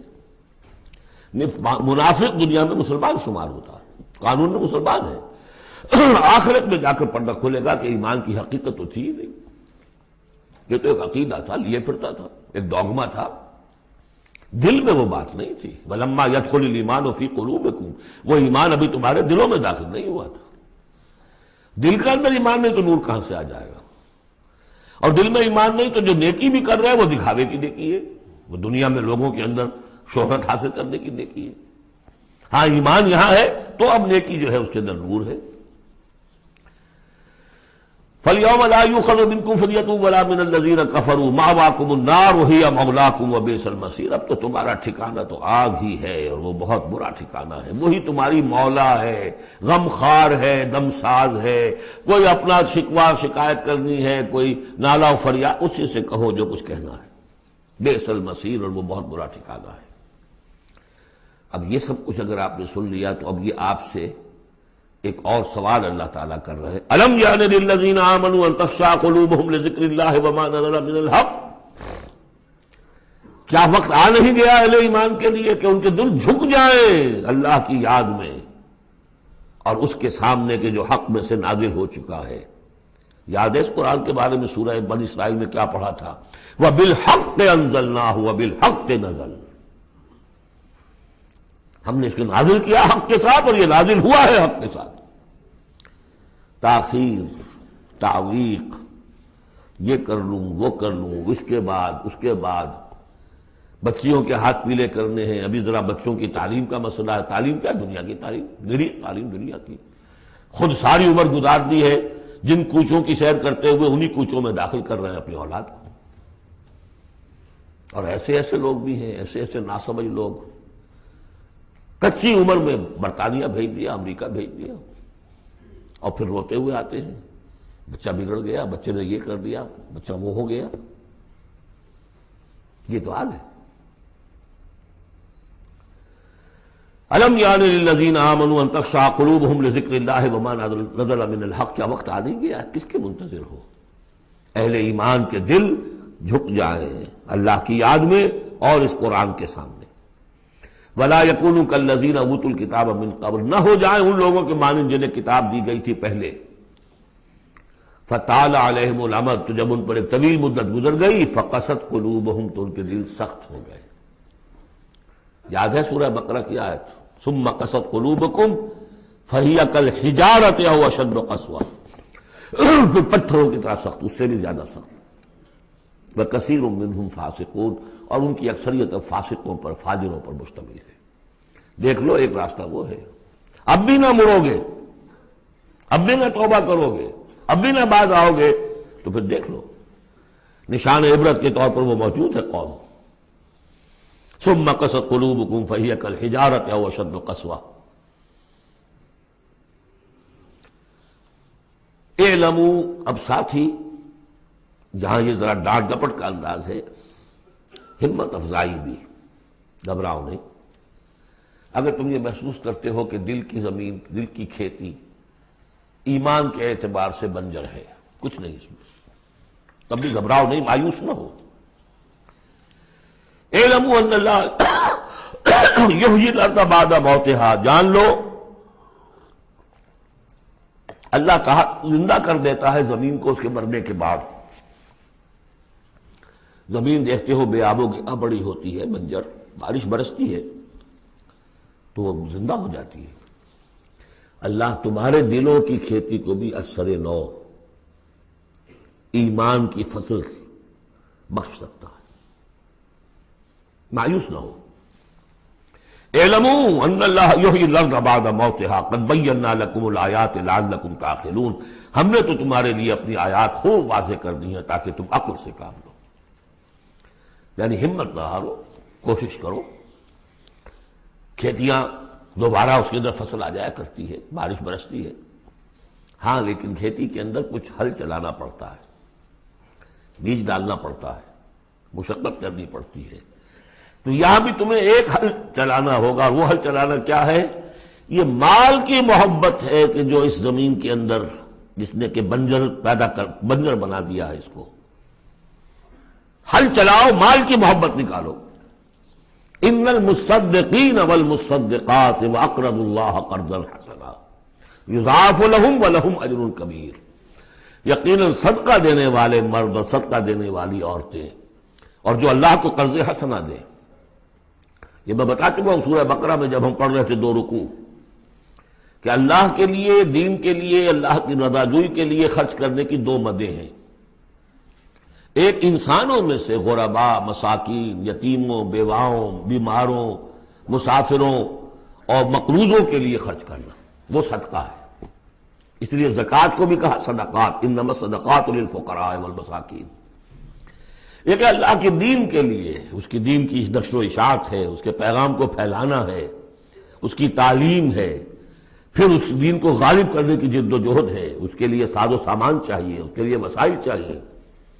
تو ایک ہے صدقہ، ایک ہے اللہ کے ذمہ قرض حسنہ. کیوں؟ اس لیے کہ اللہ کے دین کو غالب کرنا ہے، لہذا اس کی جد و جہد میں جو مال خرچ ہو رہا ہے اللہ اسے اپنے ذمہ قرض حسنہ کہتا ہے. یہ حل چلانا پڑے گا. مال کی محبت اس سے نکلے گی. صدقہ دو گے، اللہ کو قرض حسنہ دو گے، تو یہ جو اس نے بریک لگی ہوئی ہے، جیسے گاڑی کو بریک لگی ہوئی ہے اور آپ جو ہے ایکسلریٹر کو دبا رہے ہیں تو وہ تو لاکنگ کرے گی، وہیں کی وہیں کھڑی رہ جائے گی، چلے گی تو نہیں. کیسے چلے؟ بریک لگی ہوئی ہے. اس بریک کو کھولو پہلے، اور وہ بریک کیا ہے؟ مال کی محبت. اس کا علاج کیا ہے؟ انفاق. ان المصدقین والمصدقات واقرضوا اللہ قرضا حسنا یضاعف لهم ولهم اجر کریم والذین آمنوا باللہ ورسلہ اولئک هم الصدیقون والشہداء عند ربہم. اب آخری مرتبہ یہ صدیقیت اور شہادت کا بھی مضمون ہمارے ہاں پھر آ گیا. اگر یہ بریک کھل گیا، اب گاڑی کو چلاؤ، گاڑی چلے گی. لیکن اب مختلف طبائع کی مناسبت سے اگر تو تمہارا مزاج صدیقین والا ہے، صدیقیت کے مرتبے کو پہنچ جاؤ گے. اگر مزاج شہادت والا ہے، شہداء کے مقام کو حاصل کر لو گے. اولئک مع الذین انعم اللہ علیہم من النبیین والصدیقین والشہداء والصالحین. بریک لگی بھی ہے تو کچھ نہیں ہوگا. مال کی بریک کھولو، گاڑی چلاؤ، جو یہ کر لیں گے والذین آمنوا باللہ ورسولہ، اب ایمان اور اللہ پر اور اس کے رسول پر ایمان کا اب یہ ایکسیلریٹر دباؤ گے تو نتیجہ کیا نکلے گا؟ اولئک ھم الصدیقون والشہداء عند ربہم، انہی میں سے صدیق ہوں گے، انہی میں سے شہداء ہوں گے ان کے رب کے پاس، لہم اجرہم ونورہم، ان کے لیے ہوں گے ان کا اجر اور ان کا نور، اجر بھی ملے گا نور بھی ملے گا۔ نور وہ جو آخرت میں ملنا ہے، میدان حشر میں ملنا ہے، پل صراط پر گزرنے کے لیے ملنا ہے، اور اجر وہ ہے جو جنت میں داخل ہو کر ملے گا۔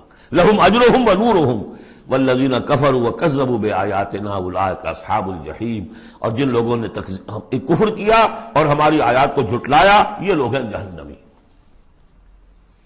اعلموا انما الحیاۃ الدنیا لعب ولہو وزینۃ وتفاخر بینکم وتکاثر فی الاموال والاولاد۔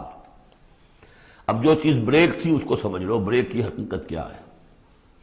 دنیا کی محبت۔ جان لو کہ یہ دنیا کی محبت کیا ہے اس کے سوا کہ کچھ عرصہ کھیل کود میں گزرتا ہے، لعب، بچپن میں اور کسی چیز سے کوئی دلچسپی نہیں ہوتی۔ باپ کا کاروبار ٹھیک چل رہا ہے کہ نہیں چل رہا ہے، بچوں کو اس سے کیا غرض، انہیں تو اپنا کھیل کود کرنا ہے۔ لہو، ذرا سا ٹین ایج آئی تو اب کھیل معصوم کھیل نہیں رہتا، اس میں کچھ سینشول گریٹیفیکیشن شروع ہو جاتی ہے، لہو۔ اور اسی وقت جو ہے زینت، بناؤ سنگھار بہت ہوتا ہے، بہت اس ایج میں مردوں کو بھی خیال ہوتا ہے ٹھیک ٹھاک لباس ہو، پورا جو ہے ہمارے فیشن کے مطابق ہو، ویری سینسٹیو۔ اس کے بعد ذرا عمر بڑھتی ہے، تفاخر بینکم، اب فخر، نسل پر فخر، مال پر فخر، دولت پر فخر، اور فخر میں بڑھ جانا، جیسا کہ ہمارے ہاں پٹھانوں میں خاص طور پر ہے کہ اب وہاں جو دوسرا سردار ہے وہاں پر وہ نئی کار لے آیا ہے، اب یہ کیسے رہ جائے گا، اسے بھی لانا چاہے اپنی زمین بیچے کچھ کرے، اس سے اگلے ماڈل کی کار لا کے کھڑے نہیں کرے گا تو پھر جینا بیکار ہو گیا۔ تفاخر بینکم، لیکن جب ذرا زندگی ذرا اور ڈھلی، تکاثر فی الاموال والاولاد، کثرت سے مال اور اولاد۔ اس کے بعد یہ ہے، ایک سٹیج پر تو یہ ہوتا ہے کہ مونچھ نیچی نہ ہو چاہے سب کچھ چلا جائے، اور اگلی سٹیج پر یہ ہوتا ہے کہ مونچھ نیچی کیا، شیو بھی ہو جائے تو کوئی بات نہیں، مال آنا چاہیے۔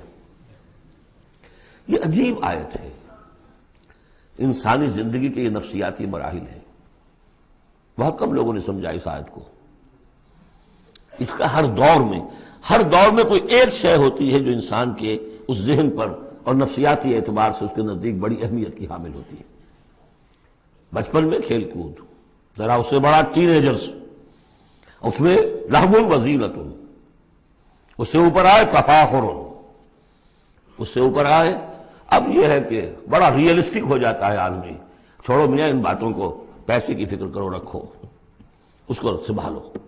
تکاثر فی الاموال والاولاد کمثل غیث، میں نے بارہا کہا یہ ایک لائف سائیکل ہے، ہیومن لائف سائیکل۔ وہی لائف سائیکل آپ کو ملتی ہے باٹنی میں، نباتات میں، کمثل غیث، جیسے کہ بارش برستی ہے، اعجب الکفار نباتہ، تو جو کسان ہوتے ہیں اس سے جو روئیدگی کھیتی اپجتی ہے اس کو بڑی اچھی لگتی ہے، ثم یہیج، پھر وہ کھیتی اپنی پوری قوت پر آتی ہے، فتراہ مصفرا، پھر دیکھتے ہو وہ زرد ہو جاتی ہے، ثم یکون حطاما، پھر کھیتی کٹ جاتی ہے اور چورا چورا کہیں جو ہے وہ توڑی کے ٹکڑے پڑے رہ جاتے ہیں۔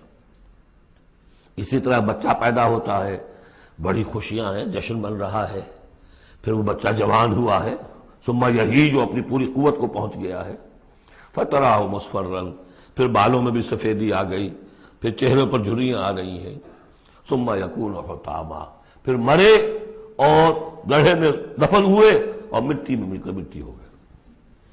لیکن ایک زندگی آخرت کی ہے جس کے لیے کوئی اس طرح کا اینڈ نہیں ہے۔ وَفِي الْآخِرَةِ عَذَابٌ شَدِيدٌ وَمَغْفِرَةٌ مِّنَ اللَّهِ وَرِضْوَانٌ، اور آخرت میں ہے بہت بڑی سزا اور مغفرت اللہ تعالیٰ کی طرف سے، اور یا رضوان ہے۔ وَإِنَّهَا لَجَنَّةٌ أَبَدًا أَوْ لَنَارٌ أَبَدًا وَمَا الْحَيَاةُ الدُّنْيَا إِلَّا مَتَاعُ الْغُرُورِ، اور جان لو کہ دنیا کی یہ زندگی تو سوائے دھوکے کے ساز و سامان کی اور کچھ نہیں ہے۔ یہ تمہیں اپنے اندر گم کیے رکھتی ہے، بھلائے رکھتی ہے، نہ اللہ یاد نہ آخرت یاد، اسی میں مگن، اسی میں گم۔ کافر کی یہ پہچان کہ آفاق میں گم ہے، اور مومن کی یہ پہچان کہ گم اس میں ہے آفاق۔ سابقوا الى مغفرۃ من ربکم وجنۃ عرضها كعرض السماء والارض اعدت للذین آمنوا باللہ ورسلہ ذلك فضل اللہ یؤتیہ من یشاء واللہ ذو الفضل العظیم۔ صدق اللہ العظیم۔ جن مسلمانوں کے دلوں پر کچھ زنگ آ گیا تھا، یا جن کے جوش جہاد میں، ذوق شہادت میں، جذبہ انفاق میں کمی آ گئی تھی، ان کی کچھ تنبیہ، زجر، کچھ مشفقانہ اور محبت بھری ڈانٹ ڈپٹ کے بعد انہیں ادھر متوجہ کیا گیا کہ شیطان لعین تمہیں تاخیر اور تعویق کے چکر میں ڈالے گا۔ ابھی یہ اور کر لو، ابھی وہ اور کر لو، ابھی ان ذمہ داریوں سے عہدہ برا ہو لو، پھر اپنے آپ کو ہمہ وقت پر اللہ کے دین کے لیے لگا دینا۔ اور یہ شیطان کا سب سے بڑا دھوکہ ہے۔ لہذا بڑا ہی جذباتی انداز ہے، الم یأن للذین آمنوا ان تخشع قلوبہم لذکر اللہ وما نزل من الحق۔ پھر انہیں دعوت دی گئی، اگر اپنے گریبان میں جھانکو اور دلوں کو ٹٹولو اور محسوس ہو کہ یہ دل کی بستی تو ویران ہے، اجڑی ہوئی ہے، یہاں وہ ایمان کی مثبت دولت، اس کی روشنی تو موجود نہیں ہے، تب بھی مایوس نہ ہو۔ اعلموا ان اللہ یحیی الارض بعد موتہا، اللہ مردہ زمین کو دوبارہ زندہ کر دیتا ہے، تمہارے نکاحوں کا مشاہدہ ہے۔ لہذا تم بھی کوشش کرو تو اپنی دلوں کی اس مردہ زمین میں اثر نو ایمان کی فصل اگا سکتے ہو، اور وہ پوری طرح بہار دے گی۔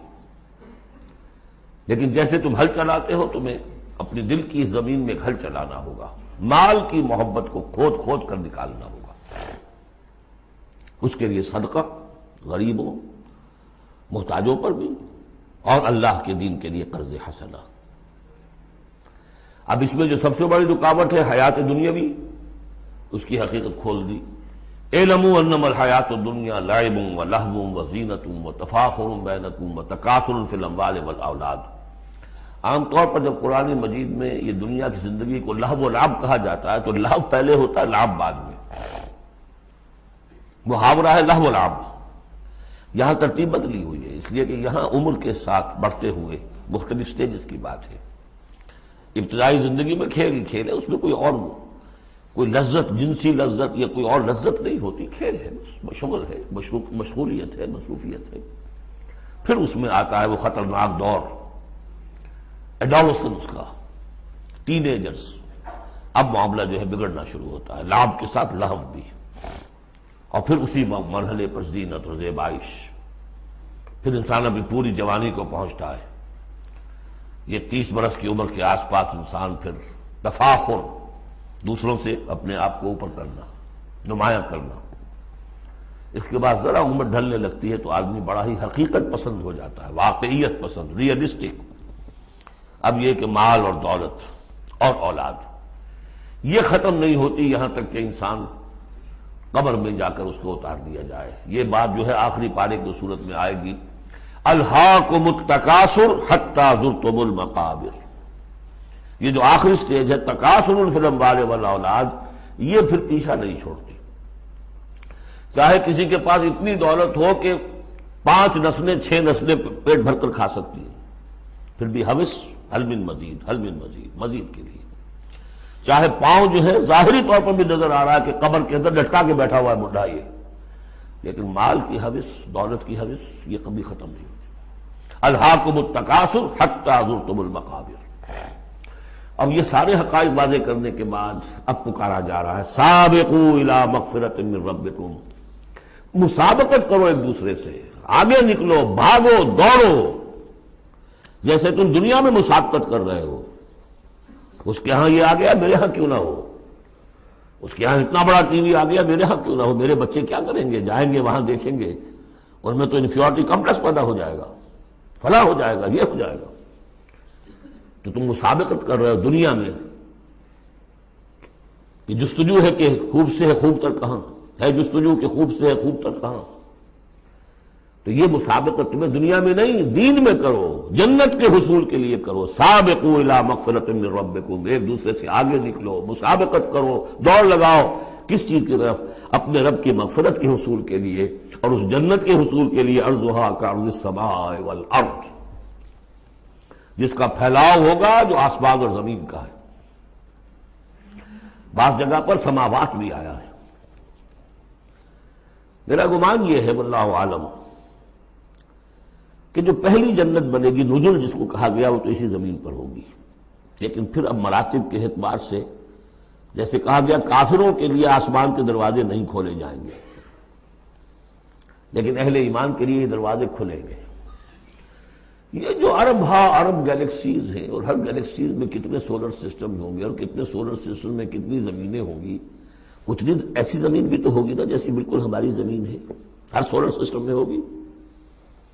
سورج سے اتنے ہی فاصلے پر، اپنے سورج سے اتنے ہی فاصلے پر جتنے فاصلے پر کہ ہماری زمین ہے۔ یہ ساری جو اللہ نے تیار کر رکھی کس کے لیے؟ یہ ہے کہ جو اہل جنت کے لیے، وہاں جانے کے لیے ہمیں کوئی راکٹس کی ضرورت نہیں ہوگی، اللہ تعالیٰ لے کر جائے گا، جیسے کہ جبرائیل آتے ہیں، ساتویں آسمان سے زمین پر آتے ہیں۔ محمد رسول اللہ ایک مرتبہ زمین سے ساتویں آسمان پر ہوا آئے ہیں، ہم بھی جائیں گے انشاءاللہ، جو بھی ہم میں سے کچھ نصیب ہوگا۔ کون کون سے؟ یہ جنت کا پھیلاؤ ہے پورے آسمانوں اور زمین کے برابر۔ اعدت للذین آمنوا باللہ ورسلہ، وہ تیار کی گئی ہے، سنواری گئی ہے، فرنش کی گئی ہے۔ اعداد کہتے ہیں کسی چیز کے لیے کسی چیز کو تیار کرنا، استعداد اسی سے بنا ہے۔ فلاں میں بڑی استعداد ہے، اعداد باب افعال ہے، تیار کی گئی ہے، سنواری گئی ہے، فرنش کی گئی ہے، ڈیکوریٹ کی گئی ہے۔ وَعِدَّتْ لِلَّذِينَ آمَنُوا بِاللَّهِ وَرُسُلِهِ، ان کے لیے جو ایمان لائے اللہ پر، اس کے رسولوں پر۔ اور ذَلِكَ فَضْلُ اللَّهِ يُؤْتِيهِ مَن يَشَاءُ، یہ اللہ کا فضل ہوگا، جس کو بھی چاہے گا دے گا۔ وَاللَّهُ ذُو الْفَضْلِ الْعَظِيمِ، اللہ بڑے فضل والا ہے۔ اب ایک اور رکاوٹ جو ہوتی ہے اس راستے پر چلنے میں، راستہ یہ کیا ہے؟ اس کی ہدف آگے آ جائے گا، جہاد اور قتال اور انفاق کس کام کے لیے ہے، یہ اس سورہ مبارکہ کا کلائمیکس ہوگا جو آگے آئے گا۔ لیکن ایک اور رکاوٹ جو آتی ہے، یہ تکلیف آ جائے گی، یہ مصیبت آ جائے گی، یہ مسئلہ پیدا ہو جائے گا، یہ مشکل ہو جائے گی، یہ سارے خوف۔ وَلَنَبْلُوَنَّكُمْ بِشَيْءٍ مِّنَ الْخَوْفِ وَالْجُوعِ وَنَقْصٍ مِّنَ الْأَمْوَالِ وَالْأَنفُسِ وَالثَّمَرَاتِ لَتُبْلَوُنَّ فِي أَمْوَالِكُمْ فِي أَنفُسِكُمْ وَأَمْوَالِكُمْ وَلَتَسْمَعُنَّ مِنَ الَّذِينَ أُوتُوا الْكِتَابَ مِن قَبْلِكُمْ وَالَّذِينَ أَشْرَكُوا أَذًى كَثِيرًا، آزمایا تو جائے گا۔ اب اس کے لیے بتایا کہ ایک بہت بڑا نسخہ دیا جا رہا ہے۔ ما اصاب من مصیبت فی الارض ولا فی انفسکم، نہیں پڑتی کوئی پڑنے والی، کوئی تکلیف، کوئی مصیبت، کوئی آزمائش، کوئی رنج دہ چیز، تکلیف دہ ہے، مگر الا فی کتاب من قبل ان نبرأہ، چاہے وہ مصیبت تمہاری اپنی جان پر ہو یا پوری زمین پر ہو۔ وہ بڑے پیمانے پر آیا، سیلاب آیا، زلزلہ آ گیا، ایک انسان کی اپنی ذاتی زندگی میں آیا، ایکسیڈنٹ کے اندر مجروح ہو گیا، کسی بیماری میں مبتلا ہو گیا۔ ما اصاب من مصیبت فی الارض ولا فی انفسکم الا فی کتاب من قبل ان نبرأہ، وہ ایک کتاب میں درج ہے اس سے پہلے کہ ہم اسے ظاہر کریں۔ ان ذالک علی اللہ یسیر، یہ اللہ پر بہت آسان ہے۔ اللہ کا علم جو ہے اتنا محیط ہے ما کان و ما یکون کو، کہ جو کچھ ہونا ہے اس کے علم میں تو پہلے سے موجود ہے۔ تو تم اسے بڑا عجیب سمجھو گے، بہت مشکل سمجھو گے، اللہ پر یہ آسان ہے۔ یہ بات تمہیں کیوں بتا دی گئی؟ اس کا ایک نتیجہ نکلنا چاہیے، لِكَيْ لَا تَأْسَوْا عَلَىٰ مَا فَاتَكُمْ، تم افسوس نہ کیا کرو، مایوس نہ ہو جایا کرو اس چیز پر جو تمہارے ہاتھ سے جاتی رہے۔ حوادث سے، دنیا سے کوئی چیز اگر ہاتھ سے نکل گئی، موقع ہاتھ سے نکل گیا، اب بیٹھے پچھتا رہے ہیں، پیچ و تاب کھا رہے ہیں، میں اگر اس وقت یہ کام نہ کرتا، سیدھا چلا جاتا تو میرا کام بن جاتا، یہ نہ ہوتا، اس نے یہ کام رکاوٹ نہ ڈالی ہوتی تو یہ میرا کام بن جاتا۔ سوائے وہ پیچ و تاب کے کچھ حاصل نہیں، اور جسے یقین ہے کہ یہ ہونا ہی نہیں تھا میرے لیے، اللہ تعالیٰ کی طرف سے یہ شے طے نہیں تھی، بس بات ختم ہو گئی. اور اس کے میرے ہاتھ سے نکل جانے ہی میں کوئی خیر ہے. عسیٰ ان تحبوا شیئا وہو شر لکم وعسیٰ ان تکرہوا شیئا وہو خیر لکم واللہ یعلم وانتم لا تعلمون. میں تو جانتا نہیں، اللہ جانتا ہے. ما اصاب من مصیبت فی الارض ولا فی انفسکم الا فی کتاب من قبل ان نبرأها ان ذلک علی اللہ یسیر لکی لا تعصوا علی ما فاتکم ولا تفرحوا بما آتاکم. جو کچھ اللہ تمہیں دے دے اس پر اطراء مت کرو، اس لیے وہ بھی آزمائش ہے. جو دیا ہے تمہیں اس میں آزمائش ہے، اس کو اکاؤنٹ فال کرنا پڑے گا، وہ لائبلٹی ہے. آپ کو معلوم ہے بیلنس شیٹ جب بنتی ہے تو جو کیپٹل ہوتا ہے وہ لائبلٹیز کے کھاتے میں آتا ہے. اتنا مال تھا تمہارے پاس، اب بتاؤ نا کیا کیا تم نے اس میں. تو اللہ جو کچھ دیتا ہے وہ لائبلٹی ہے، اس کو اکاؤنٹ فال کرنا ہوگا قیامت کے دن. تمہیں اتنا مال دیا تھا میں نے، تم نے کیا کیا؟ تمہیں اتنی ذہانت میں نے دی تھی، تم نے کہاں لگائی؟ یہ صلاحیتیں میں نے دی تھی، کہاں خرچ کی؟ دنیا بنانے میں یا آخرت بنانے میں؟ باطل کے نظام کی چاکری کرنے میں؟ IMF کی سروس ہو رہی ہے، اتنے بلین روپے تنخواہ مل رہی ہے، ٹھیک ہے، چاکری کس کی ہو رہی ہے؟ کس کے نظام کو چلا رہے ہو؟ کس کی رتھ میں گھوڑے بن کر جتے ہوئے ہو؟ غور کرنے کی بات ہے. ہمارا ہمیں فخر ہوتا ہے فلاں شخص ورلڈ بینک کے اتنے عہدے پر پہنچ گیا، ہمارا عزیز اور ہمارا. کس کی چاکری ہو رہی ہے؟ لیفٹیننٹ بن گیا انگریز کی فوج میں، انگریز کی فوج میں. لِكَيْ لَا تَعْصَوْا عَلَىٰ مَا فَاتَكُمْ وَلَا تَفْرَحُوا بِمَا آتَاكُمْ. جو کچھ تمہارے ہاتھ سے جاتا رہے، نکل جائے، اس پر افسوس نہ کیا کرو، اور جو کچھ اللہ تمہیں دے دے اس پر اطراء نہ کرو، سوچا کرو.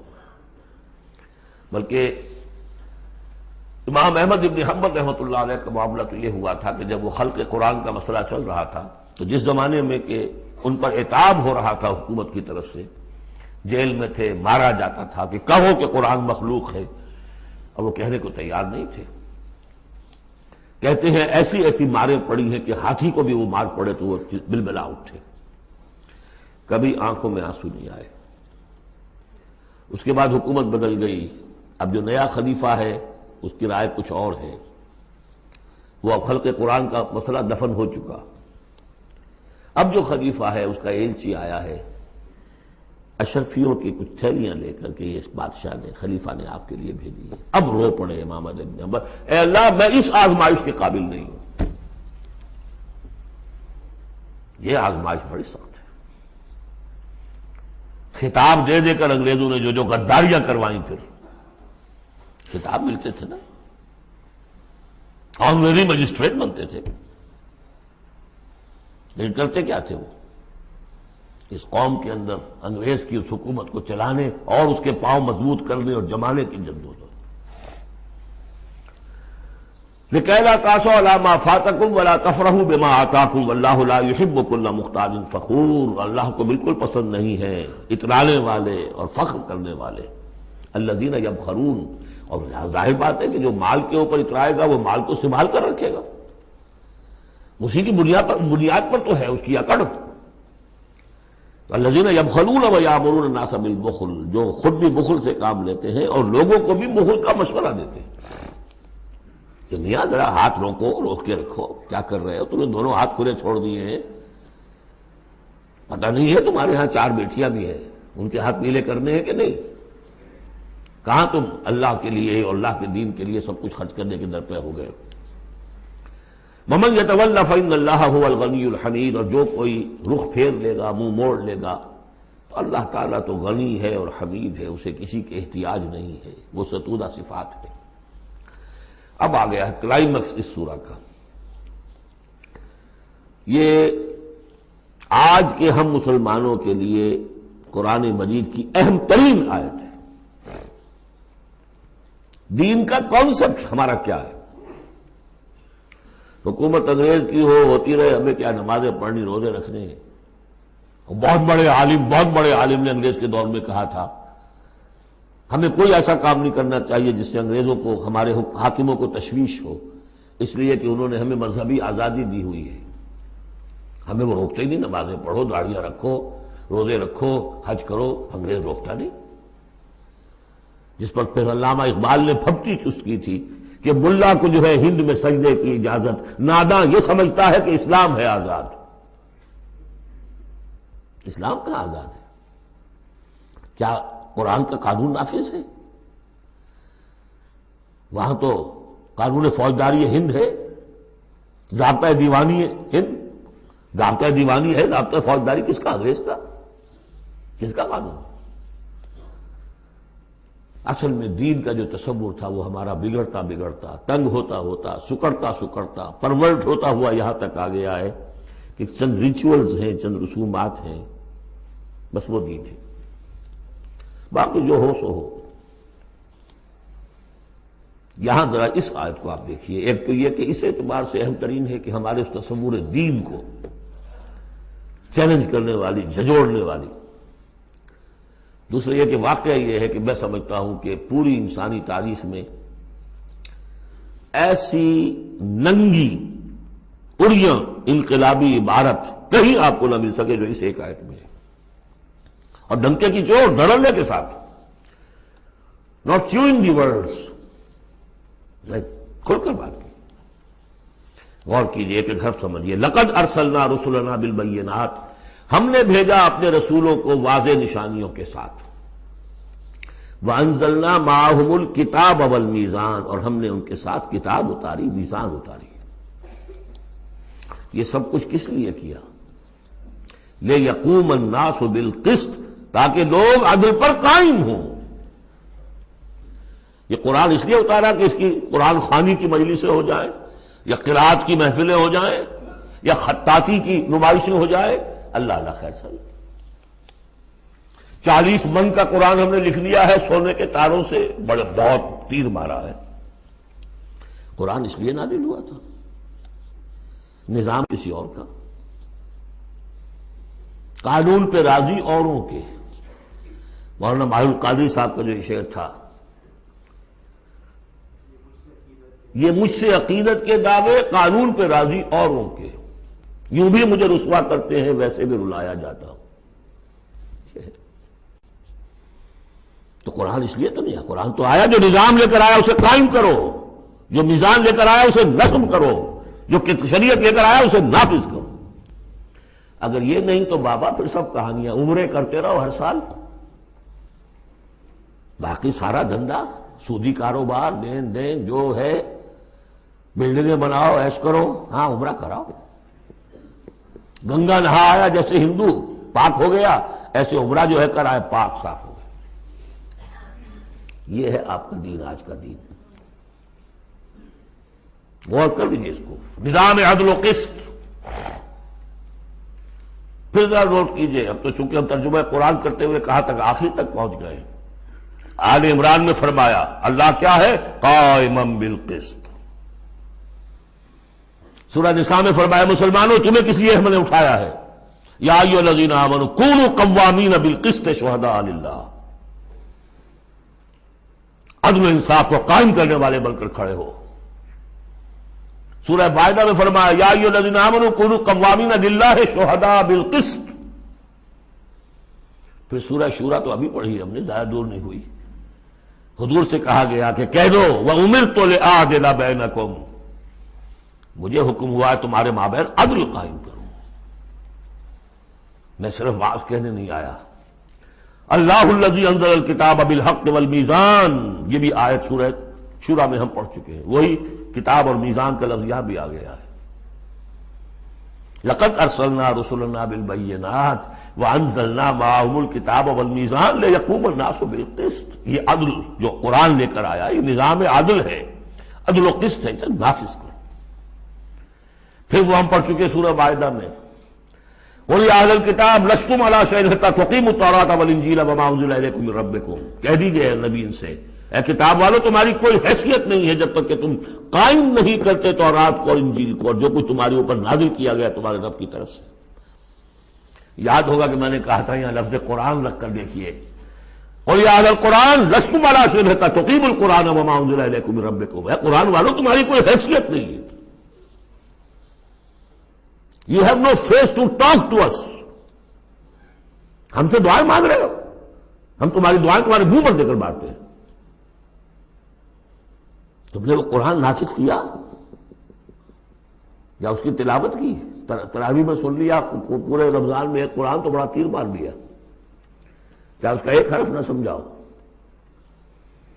لقد ارسلنا رسلنا بالبینات وانزلنا معهم الکتاب والمیزان لیقوم الناس بالقسط، اور عدل کے راستے میں تو رکاوٹ ڈالیں گے وہ لوگ کہ جو ایکسپلائٹ کر رہے ہیں۔ جاگیردار کبھی چاہے گا کہ جاگیریں ختم ہو جائیں، وہ تو ٹیکس دینے کو تیار نہیں، آپ کہتے ہیں جاگیرداری ختم ہو جائے۔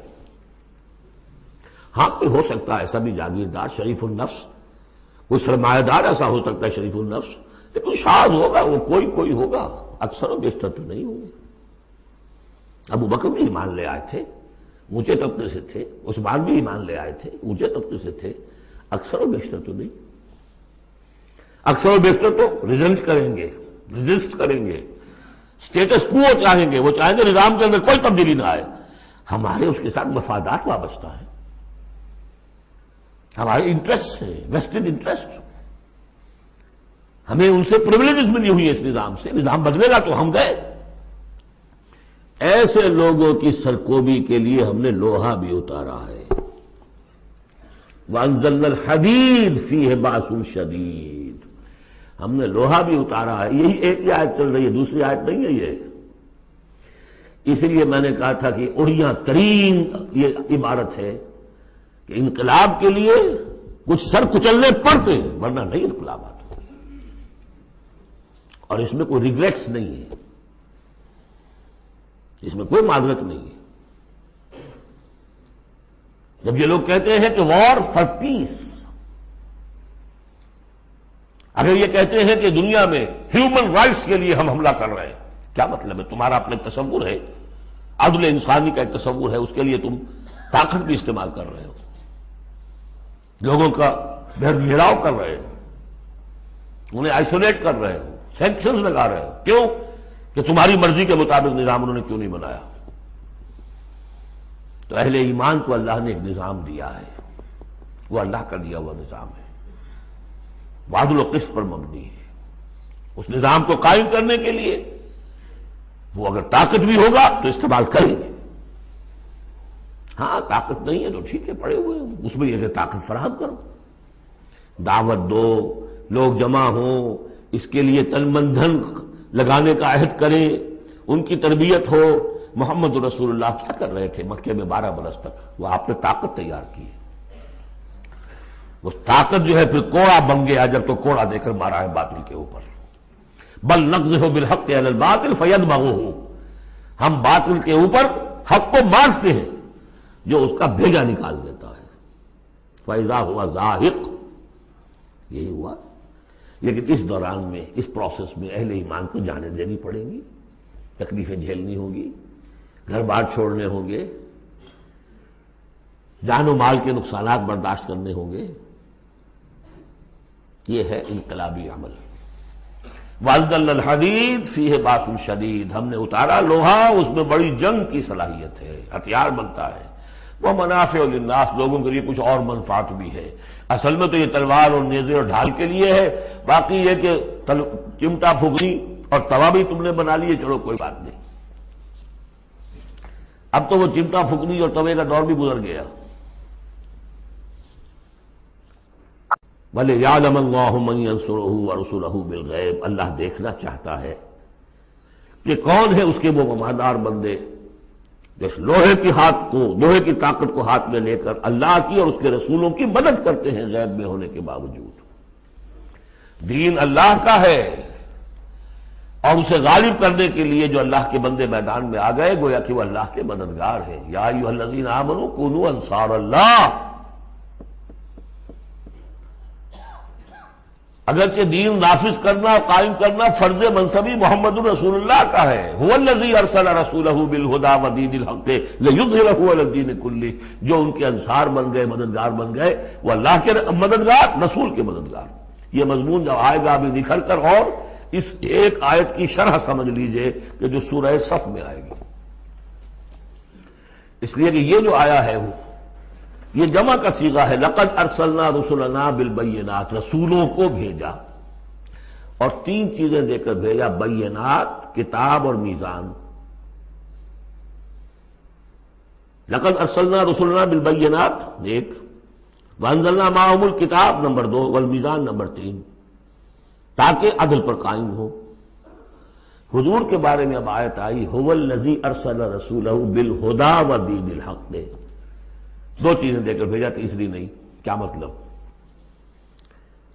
بینات اور الہدا ایک ہو گئے ہیں، کتاب اور معجزہ ایک ہو گئے، یہ قرآن ہی معجزہ ہے محمد رسول اللہ صلی اللہ علیہ وسلم کا۔ ریڈیوس ہو کر تین چیزیں محمد کے معاملے میں صلی اللہ علیہ وسلم دو رہ گئی ہیں۔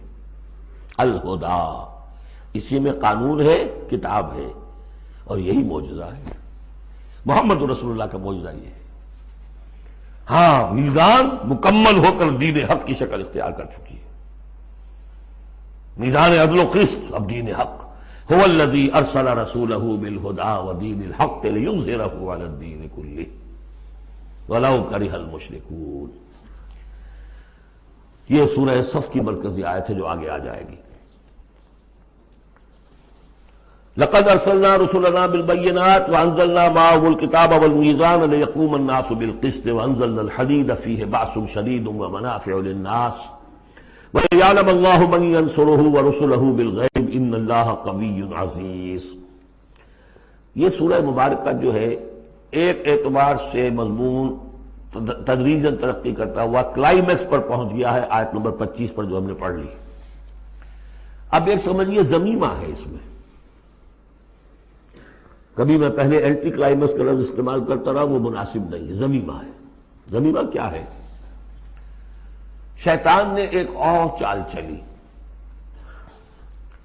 جن لوگوں کے دلوں میں اللہ کی، رسول کی محبت بہت ہو گئی، آخرت کی طلب بھی ہو گئی، اور حقیقی ایمان اور صحیح جذبات، اس کا رخ موڑ دیا رہبانیت کی طرف۔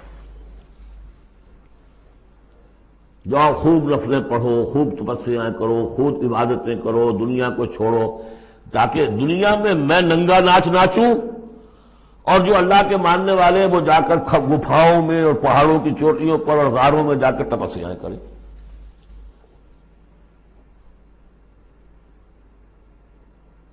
اس کی نفی ہو رہی ہے۔ یہ راستہ نہیں ہے دین کا، اور یہ خاص طور پر ویسے یہ کہ ہندوستان میں کیوں آیا یہ مسئلہ اور کسی اور جگہ کیوں آیا، لیکن یہ کہ مونسٹسزم جو ہے، یہ خانقاہی نظام جو ہے، کرسچینٹی میں ٹاپ پر پہنچا ہے، اس میں کوئی شک نہیں۔ ہسٹری آف کرسچین مونسٹسزم، یہ پوری کتابیں ذخیر لکھی ہوئی، اس کی ایک مثال دے رہے ہیں کہ یہ ایک غلطی ہوئی ہے۔ مسلمان میں ایمان باللہ، ایمان بالآخرہ پیدا ہو تو وہ دنیا کی مجدھار میں رہ کر نظام کو صحیح کرے، نظام کو ٹھیک کرتے ہوئے بھوک بھی آئے گی برداشت کرے۔ مجرد روزے رکھ کے جو کچھ کرنا ہے تمہیں، وہ تم جہاد میں بھوک جھیلو، وہ پروڈکٹیو ہوگی، اس سے باطل اور ناانصافی کا خاتمہ ہوگا۔ اور تم کہیں خانقاہوں کے اندر روزے رکھ رہے ہوگے، اس سے دنیا کو کوئی فائدہ نہیں ہوگا۔ یہ زمین و آسمان کا فرق ہے، مونسٹسزم۔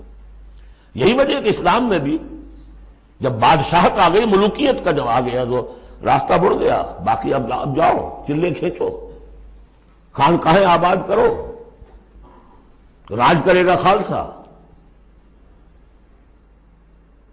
سلاطین ہوں گے، امراء ہوں گے، راج وہ کریں گے۔ ہاں، تمہاری خانقاہ کو ہم اتنے گاؤں دے دیتے ہیں، اس کی آمدنی تمہاری خانقاہ پر صرف ہوگی، جو تمہارے مرید وغیرہ آئیں اور وہاں لنگر چلتا رہے، اس کے لیے کھانا ہو جائے۔ لیکن یہ حکومت کے معاملات جو ہیں، ان کے بارے میں بات نہ کرنا۔ یہ ہے وہ راستہ، ٹیڑھا راستہ، جو معروف، جو ہم جانتے ہیں، جن کو رسولوں کا معاملہ، تو ان میں حضرت عیسیٰ کے پیروکاروں کے اندر یہ غلطی پیدا ہوئی۔ اب اس کی مثال دی جا رہی ہے کہ مسلمانوں، دنیا سے بے رغبتی، دنیا کو چھوڑ کر آخرت کو اختیار کرنا، یہ تو ہے دین کا جوہر، لیکن اس کا یہ مطلب نہیں کہ ترک دنیا ہو جائے، رہبانیت ہو جائے، تم تمدن کو اور تہذیب کو چھوڑ کر تم کہیں جنگلوں میں نکل جاؤ، بن باس لے لو، تم وہاں پر جا کر جو ہے وہ خانقاہیں بنا لو، یہ نہیں. دنیا کی مجدھار میں رہو اور جہاد فی سبیل اللہ کے ذریعے سے حق کا بول بالا کرو، ناانصافی کا خاتمہ کرو، عدل کو قائم کرو، جس کا جو حق ہے اس کو ملنا چاہیے. جیسا کہ حضرت ابوبکر نے فرمایا تھا جو پہلی بیعت ہوئی ہے، بیعت خلافت، کہ لوگوں تم میں سے جو ضعیف ہے وہ میرے نزدیک قوی ہوگا جب تک کہ اسے اس کا حق دلوا نہ دوں، اور جو قوی ہے وہ میرے نزدیک کمزور ہوگا، ضعیف ہوگا جب تک کہ اس سے حق وصول نہ کروں. یہی بات کہی تھی حضرت سعد بن ابی وقاص نے رضی اللہ تعالی عنہ ایرانیوں سے، جب انہوں نے کہا آپ لوگ کیوں ہم پر چڑھائے؟ فرمایا انا قد ارسلنا، ہم بھیجے گئے ہیں، اللہ نے بھیجا محمد کو، محمد نے بھیجا ہمیں. مشن کیا ہے؟ لنخرج الناس من ظلمات الجہالت الی نور الایمان، کہ لوگوں کو نکالیں ہم جہالت اور جاہلیت کی تاریکیوں سے ایمان کی روشنی کی طرف. ومن جور الملوک الی عدل الاسلام، بادشاہوں کے ظلم و ستم کے پنجوں سے نجات دلا کر اسلام کے عادلانہ نظام سے روشناس کریں. یہ ہمارا مشن ہے. لہذا آپ دیکھیے اس بات کو واضح کرنے کے لیے تمہید شروع ہوئی، وَلَقَدْ أَرْسَلْنَا نُوحًا وَإِبْرَاهِيمَ، ہم نے ہی بھیجا تھا نوح کو بھی اور ابراہیم کو بھی. وَجَعَلْنَا فِي ذُرِّيَّتِهِمَا النُّبُوَّةَ وَالْكِتَابَ، اور ہم نے ان دونوں کی نسل میں رکھ دی نبوت اور کتاب.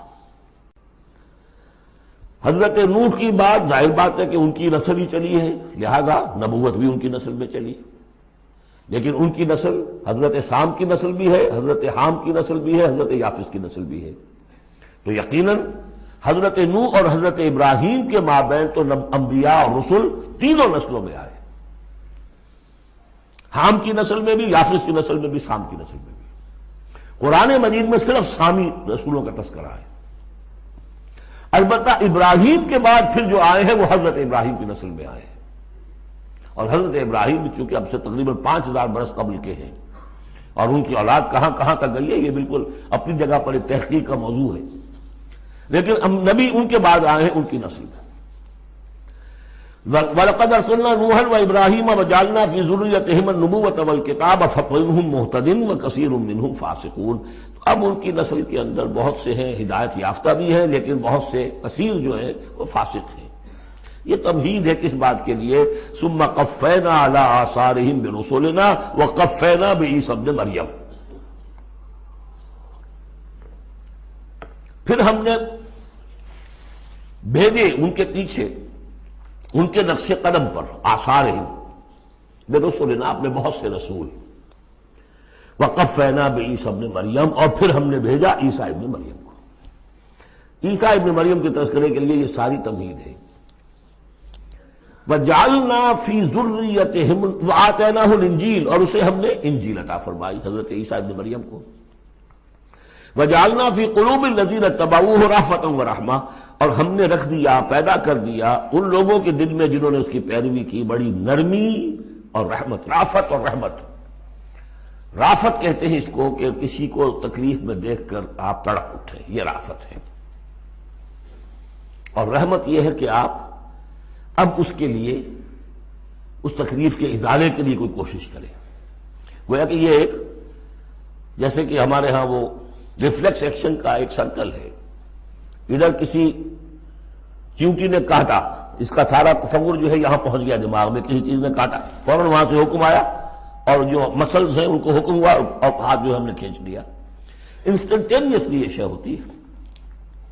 اسی طریقے سے کسی کو دیکھا تکلیف میں اور خنجر چلے کسی پہ، تڑپتے ہیں ہم امیر، سارے جہاں کا درد ہمارے جگر میں ہے. اگر یہ شکل پیدا ہو جائے تو پھر آدمی اس کے نتیجے میں پھر جو بھی کچھ کر سکتا ہے کرتا ہے اس کے لیے.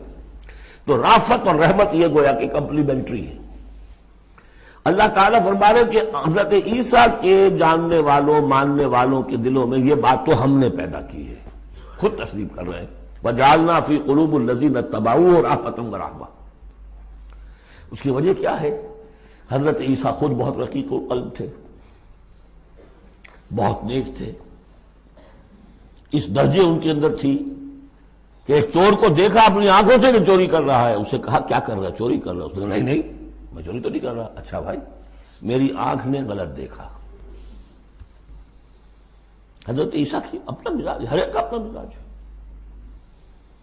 لہذا وہی مزاج ان کے جو حواریین تھا ان کے اندر پیدا ہوا ہے، رافت، رحمت، رقت قلب، شفقت۔ لیکن یہ چیز اب شیطان نے اس کو موڑ دیا رہبانیت کی طرف، وَرَهْبَانِيَّةً ابْتَدَعُوهَا، رہبانیت کی بدعت انہوں نے ایجاد کی ہے۔ ایک شے تو ہم نے رکھی ان کے دل میں، رافت اور رحمت ہم نے رکھ دی۔ تو رافت اور رحمت تو بری شے نہیں ہے، خود حضور کے لیے لفظ سورہ توبہ کی آخری آیت میں آ چکا ہے، بالناس رؤوف الرحیم، بالمومنین رؤوف الرحیم، اہل ایمان کے حق میں آپ رؤوف بھی ہیں، رحیم بھی ہیں۔ رافت اور رحمت بری شے تو نہیں، لیکن اس کا جو رخ موڑا ہے شیطان نے، اس کو کہا بدعت، وَرَهْبَانِيَّةً ابْتَدَعُوهَا، رہبانیت کی بدعت انہوں نے ایجاد کر لی، مَا كَتَبْنَاهَا عَلَيْهِمْ، ہم نے تو وہ ان پر فرض نہیں کی تھی، إِلَّا ابْتِغَاءَ رِضْوَانِ اللَّهِ، ہم نے تو جو چیز فرض کی تھی وہ یہی تھی کہ اللہ کی رضا تلاش کرو۔ اللہ کی رضا تلاش کرنے میں ایک راستہ یہ ہے، نفس کشی، سیلف انہیلیشن، تپسیاں، ریاضتیں، رہبانیت، ترک دنیا، تجرد کی زندگی، شادی بیاہ نہیں کرنی، لیکن یہ غلط راستہ تھا۔ اللہ کی رضا کا راستہ کیا ہے؟ وَابْتَغُوا إِلَيْهِ السَّبِيلَ وَجَاهِدُوا فِي سَبِيلِ اللَّهِ بِأَمْوَالِكُمْ وَأَنفُسِكُمْ، یہ راستہ ہے جو اللہ چاہتا ہے، باطل کو بلیا بیٹ کرنے کے لیے، حق کو غالب کرنے کے لیے، ظلم کے خاتمے کے لیے، عدل و قسط کو قائم کرنے کے لیے۔ سختیاں جھیلو، تکلیفیں برداشت کرو، بھوک برداشت کرو، فاقے برداشت کرو، جان و مال کا نقصان برداشت کرو، یہ ہے کہ جو اللہ کی رضا جوئی کا راستہ ہے جو اللہ نے سکھایا ہے۔ ہاں شیطان نے موڑ دیا کہ ان کی نیکی اب تمدن سے مڑ کر ادھر چلی جائے، تاکہ یہاں تمدن کا میدان میرے لیے ننگا ناچ میں ناچوں، مجھے کچھ پوچھنے والا نہ ہو۔ فَآتَيْنَا الَّذِينَ فَمَا رَعَوْهَا حَقَّ رِعَایَتِهَا، پھر ایک اور دوہرا جو ان کے اوپر چارج شیٹ ایک اور ہے، پھر وہ رعایت بھی نہیں کر سکے اس کی جیسی کہ رعایت کرنی چاہیے تھی۔ ایک دفعہ آدمی طے کر لے میں ساری عمر شادی نہیں کروں گا، مجرد رہوں گا، یہ تو آسان ہے، اس کو نبھانا تو آسان نہیں ہے۔ اللہ نے انسان میں جنسی جذبہ رکھا ہوا ہے، نتیجہ کیا نکلا؟ وہ تو جو کتابیں میں نے بتایا ہے کہ یہ موٹی موٹی ضخیم کتابیں جو ہے ہسٹری آف کرسچین موناسٹسزم پر، ان میں پڑھ لیجیے اب کیا ہوتا تھا۔ کہنے کو راہب ہے اور راہبائیں ہیں، اور زنا ہو رہا ہے، حرامی بچوں کی پیدائش ہو رہی ہے، اور ان کے تہخانوں کے اندر قبریں بن رہی ہیں۔ وہ تہخانے جو ہوتے تھے راہب خانوں کے، وہ حرامی بچوں کے قبرستان ہوتے تھے۔ آخر فطرت کا راستہ ہے، دریا کے آگے آپ بند باندھیں گے کیا کریں گے؟ کوئی راستہ اس کا ایک اور بنائیے تو پھر بند باندھ سکتے ہیں نا، چلتے دریا میں کیسے بنا دیں گے؟ وہ اسلام نے راستہ دیا ہے، حلال راستہ ہے، جائز راستہ ہے، شادی کرو، اپنے جنسی جذبے کی تسکین کا سیدھا سامان جو ہے وہ تمہارے لیے موجود ہے۔ جہاں وہاں قدغن آ جائے گی، حرام خوری ہوگی، پانی کے آگے بہاؤ کرے تو پانی کہیں نہ کہیں سے راستہ نکال لے گا، یہی ہوا۔ وہ جیمی سواگرٹ ہو آج کی دنیا کے یا کوئی بھی ہو، پھر جو ان کے سکینڈلز آتے ہیں، اور کون بچا ہوا ہے؟ شاذ کوئی ہوگا، اس لیے کہ خود وہ کہتے ہیں، انہی کا ایک آدمی ہے، شاہدہ شاہد من اہلہا، جب فرائیڈ جو ہے انہی کا آدمی وہ کہتا ہے کہ یہ سب سے زیادہ پوٹنٹ ہے موٹیو انسان کا، the most potent motive in human beings is sex. حالانکہ غلط ہے یہ، مغربی حکماء کے میں سے کسی کی نظر کہیں جم گئی، کسی کا کہیں جم گئی، مارکس کو پیٹ نظر آیا، معاشی جذبہ جو ہے انسان کا، اس کو سیکس نظر آیا، ایڈلر کو دی ارج ٹو ڈومینیٹ، تفوق، حب تفوق، یہ ساری چیزیں اپنی جگہ پر پارشل ٹروتھس ہیں، سب ٹھیک ہیں، لیکن بہرحال جو اتنا بڑا جذبہ ہے اس کے آگے آپ ایک غیر فطری اگر بند باندھیں گے تو اس کا نقصان کیا ہوگا؟ فما رعوها حق رعایتها، تو پھر وہ رعایت بھی نہ کر سکے، اس کی حفاظت نہ کر سکے، اس کا حق ادا نہ کر سکے، اس کو نبھا نہ سکے جیسا کہ نبھانے کا حق تھا۔ فآتینا الذین آمنوا منہم اجرہم، تو ان میں سے جو لوگ ایمان لے آئے، یعنی یہ کہ جو بھی مسلمان ہو گئے، یہ بھی مانی ہے، یا اپنے اپنے زمانے میں حضور صلی اللہ علیہ وسلم سے کی بعثت سے پہلے جو لوگ بھی تھے صاحب ایمان ان میں، ان کے لیے ان کا اجر ہے۔ وَكَثِيرٌ مِّنْهُمْ فَاسِقُونَ، لیکن ان کی بھی اب اکثریت جو ہے فاسقوں پر مشتمل ہے۔ یا ایھا الذین آمنوا اتقوا اللہ وآمنوا برسولہ، اس کے دو مفہوم ہیں. ایک تو یا ایھا الذین آمنوا اہل ایمان، مسلمانوں سے خطاب ہے. اہل ایمان اللہ کا تقوی اختیار کرو اور اللہ کے رسول پر ایمان کو پختہ کرو. لقد کان لکم فی رسول اللہ اسوۃ حسنہ، ان کی زندگی میں دیکھو کیا توازن تھا. انہوں نے ترک دنیا تو نہیں کی، شادیاں کی، بھرپور زندگی گزاری ہے، ان کی اولاد بھی تھی، کتنی بیٹی کتنی بیویاں تھیں. ہاں اس کے باوجود پوری زندگی لگی ہے دین کے غلبے کی جد و جہد میں. یہ اسوہ ہے، یہ آئیڈیل ہے تمہارے لیے، یہ نمونہ ہے، ان کی پیروی کرو. لقد کان لکم فی رسول اللہ اسوۃ حسنہ. اور اس اسوے میں واقعہ یہ ہے کہ یہ بھی دیکھنے کی ضرورت ہے. ایک تو یہ کہ آپ حضور کی زندگی میں گنتے چلے جائیں، یہ چیز بھی تھی، یہ چیز بھی تھی، یہ چیز بھی تھی، یہ چیز بھی تھی، یہ چیز گن لی، آپ نے فہرست بنا لی. آپ نے وہ ساری چیزیں جو ہے اپنے اندر پیدا کرنے کی کوشش کی، فیصلہ کر لیا کریں گے. لیکن اگر یہ حماقت آپ نے کر دی کہ دیکھا نہیں کہ ان مختلف چیزوں کے مابین ریشیو پروپورشن کتنا تھا. اصل شہر ریشیو پروپورشن، ایک چیز کتنی تھی، دوسری کتنی تھی، تیسری کتنی تھی. اگر ریشیو پروپورشن ڈسٹرب ہو جائے گا تو اسوہ تو ختم ہو جائے گا. جیسے نسخے کے اندر 4 دوائیں ہیں، ایک تولہ بھر ہے، ایک ماشا بھر ہے، ایک فرض کیجیے چھٹانک بھر ہے، اور آپ نے وہ چھٹانک والے کو تولا کر دیا، تولے کو چھٹانک کر دیا، تو نسخہ شفا کے بجائے نسخہ ہلاکت بن جائے گا. تو محض یہ ثابت کر دینا یہ ثابت ہے، فلاں حدیث سے ثابت ہے، یہ ایک بات ہے، صحیح ہے. لیکن یہ دیکھیے کہ حضور کا مجموعی جو طرز عمل ہے، آپ کا جو رویہ ہے، زندگی جو آپ نے گزاری ہے، اس میں ٹائم ایلوکیشن کیا تھا، اس میں ریسورسز کی ایلوکیشن کدھر تھی، اس میں اب پرائرٹیز کس کو تھی، کیا چیز جو تھی وہ پرائمری تھی، کیا سیکنڈری تھی. اگر یہ چیزیں بھی ملحوظ نہ رکھی گئیں تو وہ اسوہ نہیں رہے گا، وہ کچھ اور بن جائے گا. لہذا یہاں زور جو ہے وہ آمنوا برسولہ. اور ایک بات یہ ہے کہ یہاں پر اہل کتاب کو بھی خطاب کیا جا رہا ہے کہ ان میں سے بھی جن لوگوں کے دلوں کے اندر ابھی کوئی رمق تھی ایمان کی، سابقہ ایمان کی، ان کو پکار کر کہا جا رہا ہے یا ایھا الذین آمنوا اتقوا اللہ وآمنوا برسولہ. اللہ کو جو تم مانتے ہو پہلے سے، اس کا تقوی اختیار کرو. اب تمہارے لیے بڑا امتحان یہ کہ اس رسول پر بھی ایمان لاؤ. اور اگر تم اس رسول پر بھی ایمان لاؤ گے، یؤتکم کفلین من رحمتہ، تمہیں دوہرا دے گا اپنی رحمت میں سے حصہ. اہل کتاب جو ایمان لائے حضور پر، ان کے لیے دوہرا اجر ہم پڑھ چکے ہیں پہلے ہی، سورہ قصص میں آ چکا ہے. وَيَجْعَلْ لَكُمْ نُورًا تَمْشُونَ بِهِ. اب یہ دونوں کو کور کرے گا.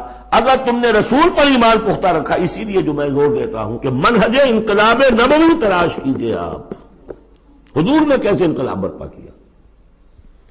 محض اقامت دین کی جد و جہد کے لیے تن من دھن لگا دینا، یہ پہلا قدم ہے. اللہ مجھے اور آپ کو توفیق دے کہ ہم اس کا فیصلہ کریں. پھر مرحلہ آئے گا کس طریقے پر کریں. وہ منہج اگر انقلاب نبوی کا نہیں ہے، خلاف پیمبر کسے راہ گزید کہ ہرگز بمنزل نہ خواہد رسید. اگر پیغمبر کے راستے سے ہٹ کر کوئی راستہ اختیار کیا، کبھی منزل تک نہیں پہنچ سکو گے.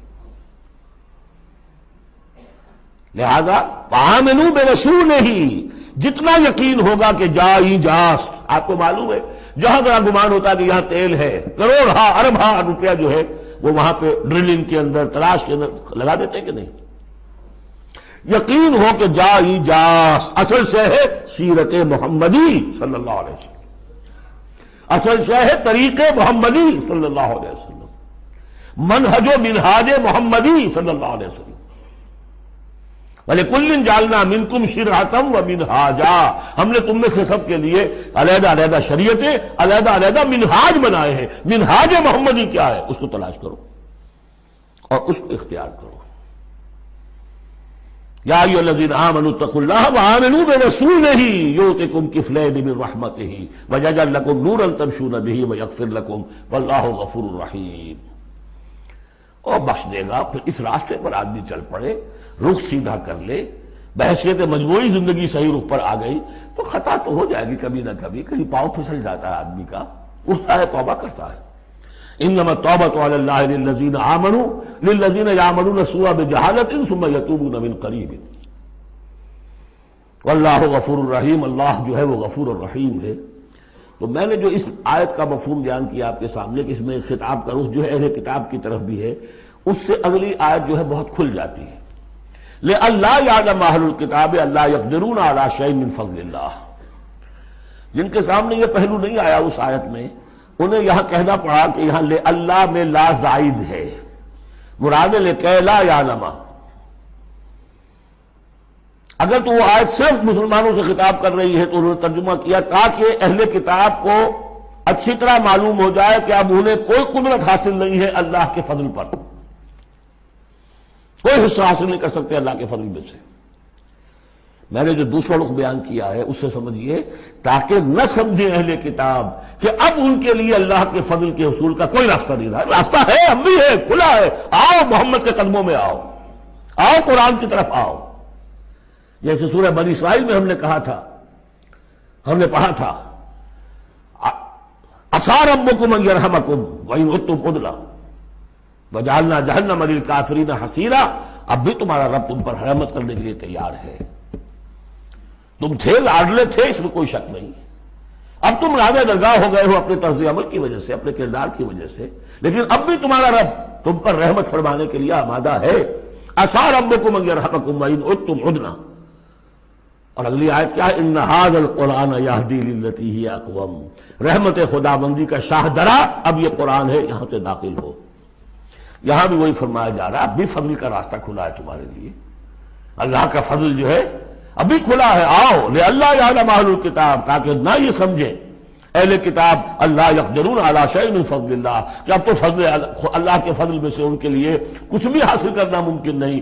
وَأَنَّ الْفَضْلَ بِيَدِ اللَّهِ يُؤْتِيهِ مَن يَشَاءُ، فضل اللہ کے ہاتھ میں ہے، وہ جس کو چاہتا ہے دیتا ہے۔ وَاللَّهُ ذُو الْفَضْلِ الْعَظِيمِ، اور اللہ بہت بڑے فضل والا ہے۔